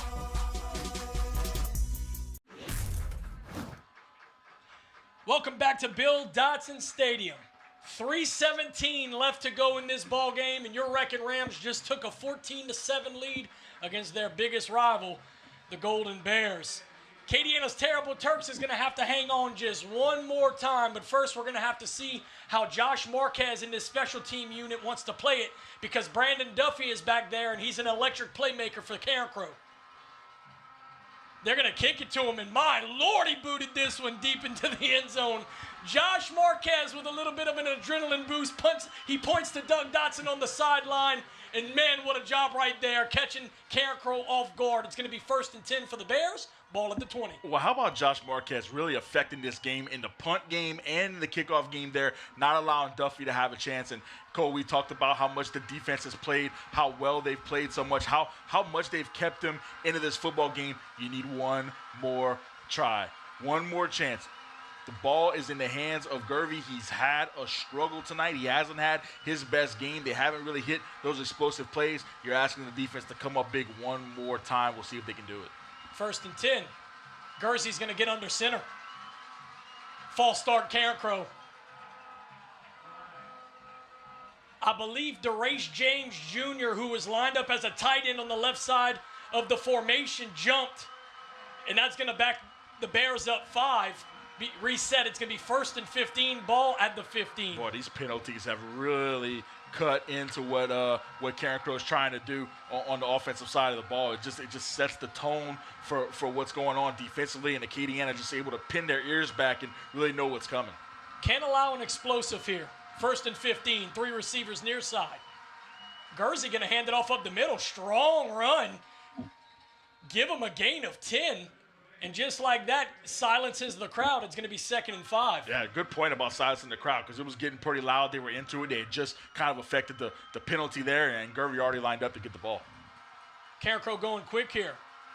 Handoff up the middle once again, but this time wrapped up at the line of scrimmage. Give them a gain of 1. It's going to be 3rd and 4, and a big chance right here for the Terrible Turks. Yeah, I would assume this is 4-down territory. You're going to put the ball in Gervey's hands and make something happen, but the Terrible Turks really got to get him into a 4th down here. 3rd and 4. 3 receivers near side. Gursey in the gun, running back on his hip. Keeps it himself, throws it downfield one-on-one, and it's caught. Brandon Duffy keeps his feet moving, and he's tackled at about the 25-yard line, and just like that, the Golden Bears flip the field with their electric sophomore playmaker. Yeah, incredible catch right there. Jumps up, gets it at the high point, and moves the sticks for Carencro. You knew it was only a matter of time before they were going to hit a big explosive play right there. Gervey finds Duffy for a big gain. 2:23 left to go in this ball game. 1st and 10 Bears. Ball at the 25-yard line. Gursey takes the snap. He's going to hand it off up the middle. Met at the line of scrimmage. He's going to dive forward for a gain of about 2. And it's going to be 2nd and 8. The defense has just played so well tonight, got hit with a big play there, but when they've been down here in this part of the field, they've really stopped Carencro from having any kind of success. So we've asked them to do it so many times tonight, and they're just they could be a little bit tired. It could be something like that, or Gervey and Duffy and those guys are just making something happen. Inside of 2 minutes in this one, folks. 2nd and 8. Gursey drops back to pass. Pockets closing on him. He's going to tuck it himself and be tackled at about the 20-yard line, maybe even the 19. Give him a gain of 5. It's going to be 3rd and about 4. The pass rush didn't quite get to him. It was allowed to get a gain there, and Gursey made a play as he busted upside. But now you're setting yourself up for a 3rd down. Every play so big, every defensive snap so big for these Wreckin' Rams. 3rd and 4. And Acadiana's going to take a timeout. That's a good one. Going to take a timeout to calm things down right here. And I tell you what, we'll take a quick timeout up here as well. Come on back for some more WRP here on YouTube. Hey, Wreckin' Ram fans, that's right, I'm in Big D, and I don't mean Dallas, Dusson, Louisiana, where a dream became a destination. At Knox and Dusson, timeless family recipes get a personal twist. Every bite has Louisiana flavor, from plate lunches to specialty burgers, to po' boys, fresh seafood, both grilled and boiled. And every Thursday through Saturday, we turn up the charm with live music and our very own Cajun Exotico breakfast every other Saturday morning. And don't forget brunch every Sunday. So come down to Knox and Dusson, a proud supporter of Acadiana High School. Knox and Dusson, don't knock it till you try it. Go Rams!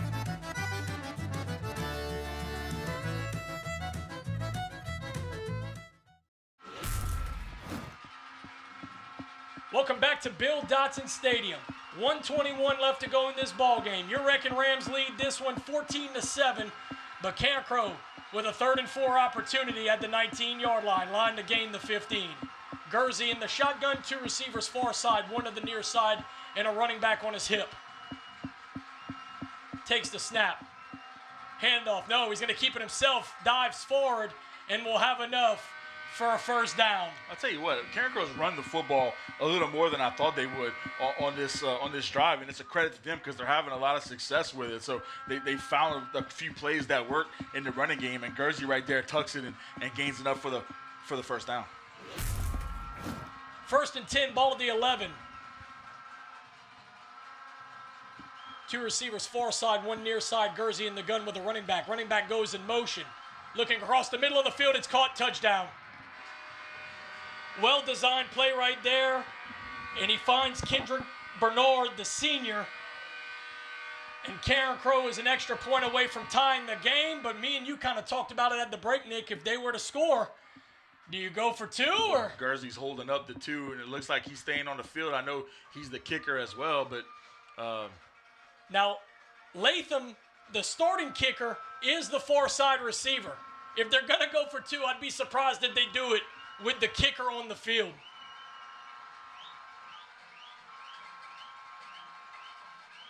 Gursey under center, hard count, nothing doing. And Carencro burns a timeout.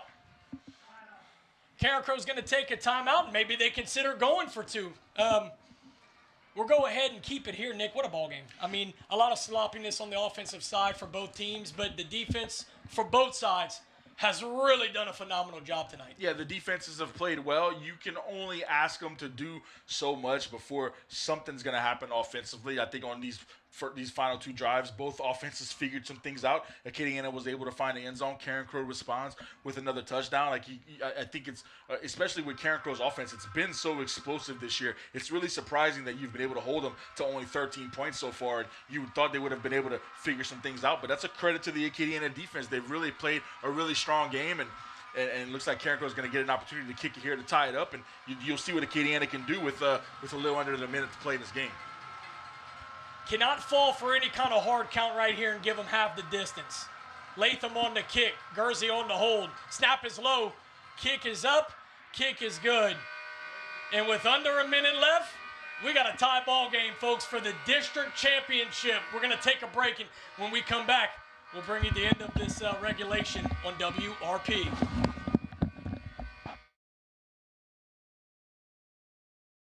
The relationship with Star and Acadiana High School started this spring when they were awarded the contract to service all of our schools, and the service has been tremendous. Our schools are cool, our teachers are happy, our parents are happy, and most importantly, our students are happy because when they enter those classrooms, it's comfortable, it's safe, and it's a good learning environment for our students. Just like Acadiana High, we set the standard in education.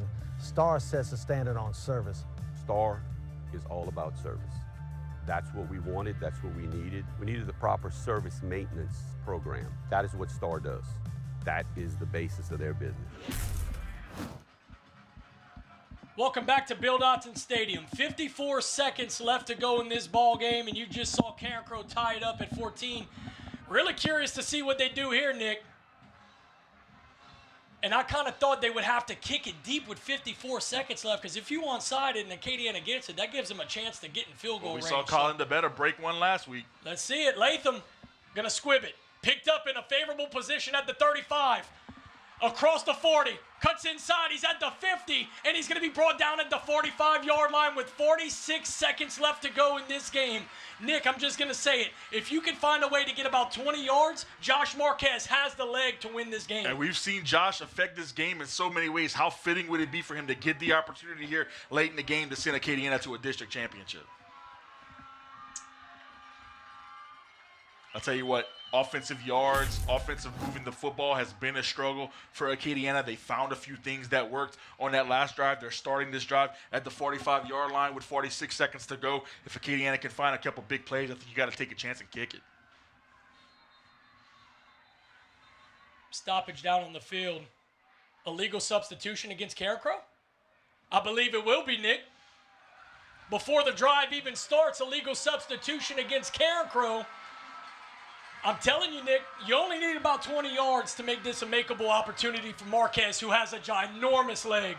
Well, that defense is playing undisciplined right now. I wonder if it's got to do with a little bit of whatever's happening on that sideline right now. But a 5-yard penalty was not what you needed right now on the Carencro side. Meanwhile, Acadiana is going to take full advantage of that 5 yards. Now you're at the 40 and a couple big plays from having a chance to win this game.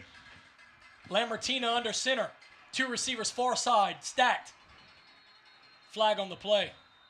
False start. Oh, wow. So bad. It's just so bad, Cole.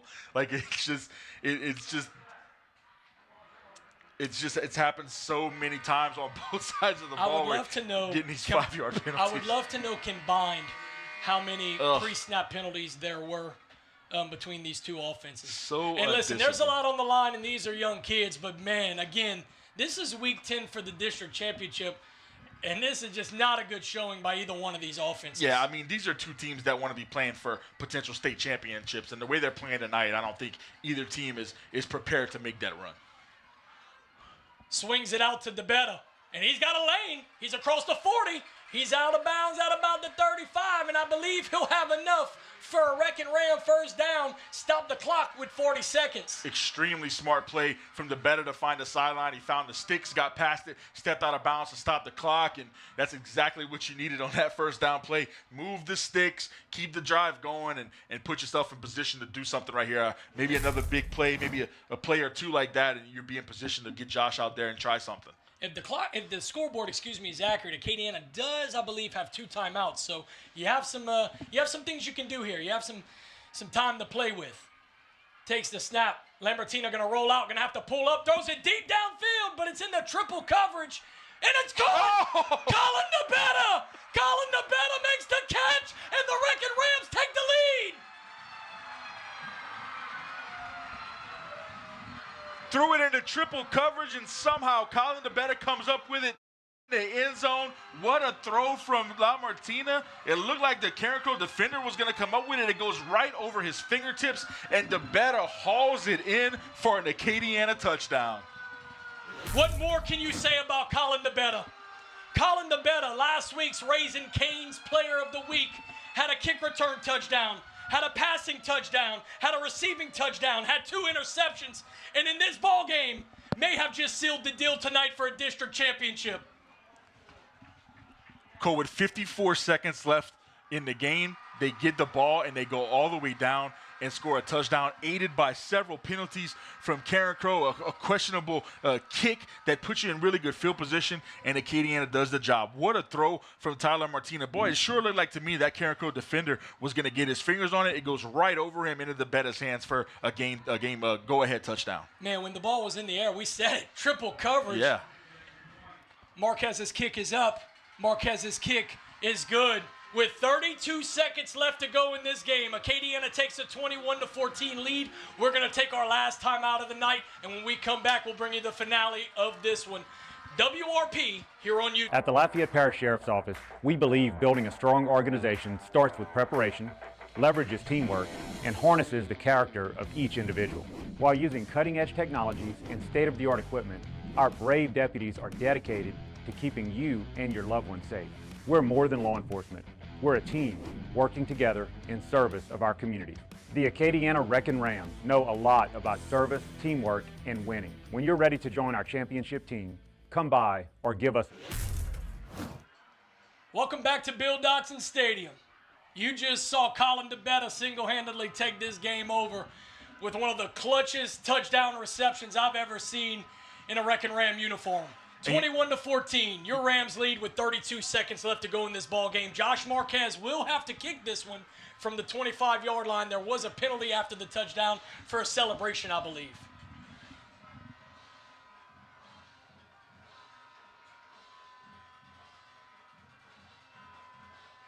Marquez going to squib kick this one, and it's going to be out of bounds at about the 35-yard line.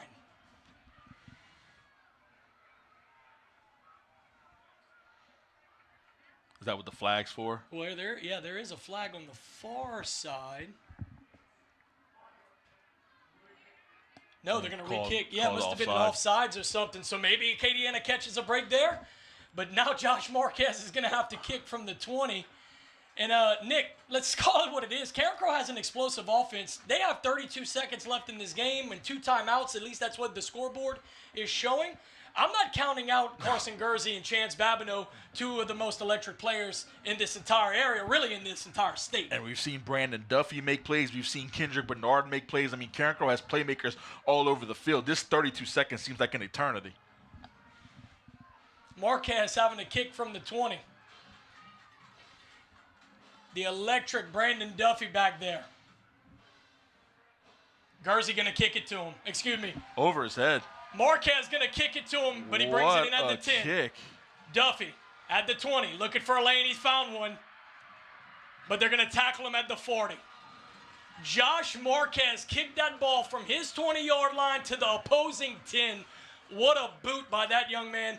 Listen, it's not often that we call kickers and punters in a broadcast, but that man has single-handedly not only flipped the field about 2 or 3 times tonight, he's also had some very clutch kickoffs to keep the ball away from one of Carencro's most electric playmakers. Yeah, now you're once again asking your defense to step up and keep this game from getting out of hand. You got 25 seconds left, a super explosive offense. The defense is going to have to step up one more time if Acadiana wants to come out of here with a win. Gursey by himself in the backfield. 3-step drop. Looking. Going to dump it over the middle. Caught. DeRage James Jr. Flag on the play. I believe Coleman may have gotten there a little early. This may be a defensive pass interference, Nick. When Gursey gets that clean pocket, man, he is just very effective, very accurate with his passes. He can survey the field and go through his reads. The only time he hasn't had a good opportunity to do something is when Acadiana's pass rush has affected him, either with a hurry or a sack, and just gotten there. And right there, Gursey just steps back, has a clean pocket, and was able to survey and make a pass. Defensive holding. You were right about that. Yeah, to me, it looked like Coleman got there early, whether you want to call it a pass interference or a holding. But that's going to, I believe, move the sticks. Ball's going to be reset at the 49-yard line. And, Nick, 18 seconds left to go in this game. And if the scoreboard is correct, they have a couple of timeouts. You got some things to play with. Well, if I'm Carencro, I want to go down the field. I'm not trying to go up the middle with these short gains. We got to go down the field and get these yards. Gursey takes the snap. Turns and throws. He's got a one-on-one with Babineau, who catches it. Wow. And he's pushed out of bounds just inside the 30-yard line. 5 seconds left to go in this ball game. And, Nick, this is it. Yeah, incredible catch from Babineau on the outside. And now if you got 5 seconds left in this game, they're going to be going to the end zone. So this is it. This is reminiscent of John Curtis last year, where you had it right here. It was the last play of the game. This is about the same part of the field where you were, and we saw that was an effective play for Curtis there. So we'll see what Carencro can draw up here on this side of the field, and hope that Acadiana can make the play and we can get out of here with a district championship. So Coach Gavin Peters, the Carencro head coach, is on the field talking to the White Hat. I believe they started running the clock early on that last play. In an unfortunate series of events, Carencro loses about 10 seconds. Yeah, I mean, there's no way 13 seconds went off the clock on that play, but here we are with 5.8 to go, and see what Carencro has. This is it, folks. Timeout. Acadiana's going to take a timeout, but we're going to keep it here. And Coach Dotson's way out on the field. He's really hot, screaming at the white hat. Not sure exactly what happens. But, man, what a football game this has been. It's come down to this. And we were expecting a few more fireworks. And at the end of the game, we finally got it. Both teams find the scoreboard. Acadiana drives down in less than 30 seconds to go up. And now Carencro right at the 30-yard line. This is prime position for where Guernsey's going to probably drop back and try to find a receiver down there, and you just hope that Acadiana can find it. You've relied on the defense all night long to keep you in this game. They've stepped up. They've done their job, and right here you got to ask them for one more play. Give us one more play, and we're going to get out of here with a win. I mean, I just got to take a step back and look at this from a fan's perspective. Man, what a rivalry we have with the Carencro Golden Bears. Every year outside of last year, which was a blowout, every year it's a one-score game. Every year it comes down to a team at the goal line. I remember in 2022, maybe even 2023, Acadiana won the game literally on a play on the goal line. I remember about 10 years ago, Carencro beat Acadiana on a Hail Mary. I mean, you remember things like that, and that's why we said earlier in this broadcast, you can throw the facts and the figures out the window. You can throw out the fact that Carencro gave up 700 yards rushing last week. It doesn't matter, because when a Carencro and Acadiana are on the field together, all that matters is who's lined up in front of their face, and that's your biggest rival. So, as ugly as tonight has been offensively, this is still a fun game if you're a high school football fan to watch, and it all comes down to this: 5 seconds left in the ball game. Carencro's going to have it 1st and 10 at the 30, and I believe Carson Guernsey might have to just throw it up to Chance Babineau and see who can come down with it. It's like they're going trips near side. Acadiana's going to have 4 defensive backs on the 5-yard line. They're going to want to keep everything in front of them. Guernsey all alone. Here we go. He's going to swing it. It's complete. No, it's incomplete. Ball is incomplete. 3 seconds left on the clock, and now this will be the final play of the This game. will be it. Yeah, they were trying to sneak it there and get a big game. But, again, one more play here for the Wreckin Rams. They have all the defensive backs into the end zone to try to prevent this play from happening. I think Guernsey's just going to rear back and throw it to one of his receivers. He has tons of playmakers, tons of guys that have made big catches and big plays in this game. Acadiana's just going to have to stay sound defensively. This is it, folks. Guernsey, 3-step drop, being pressured.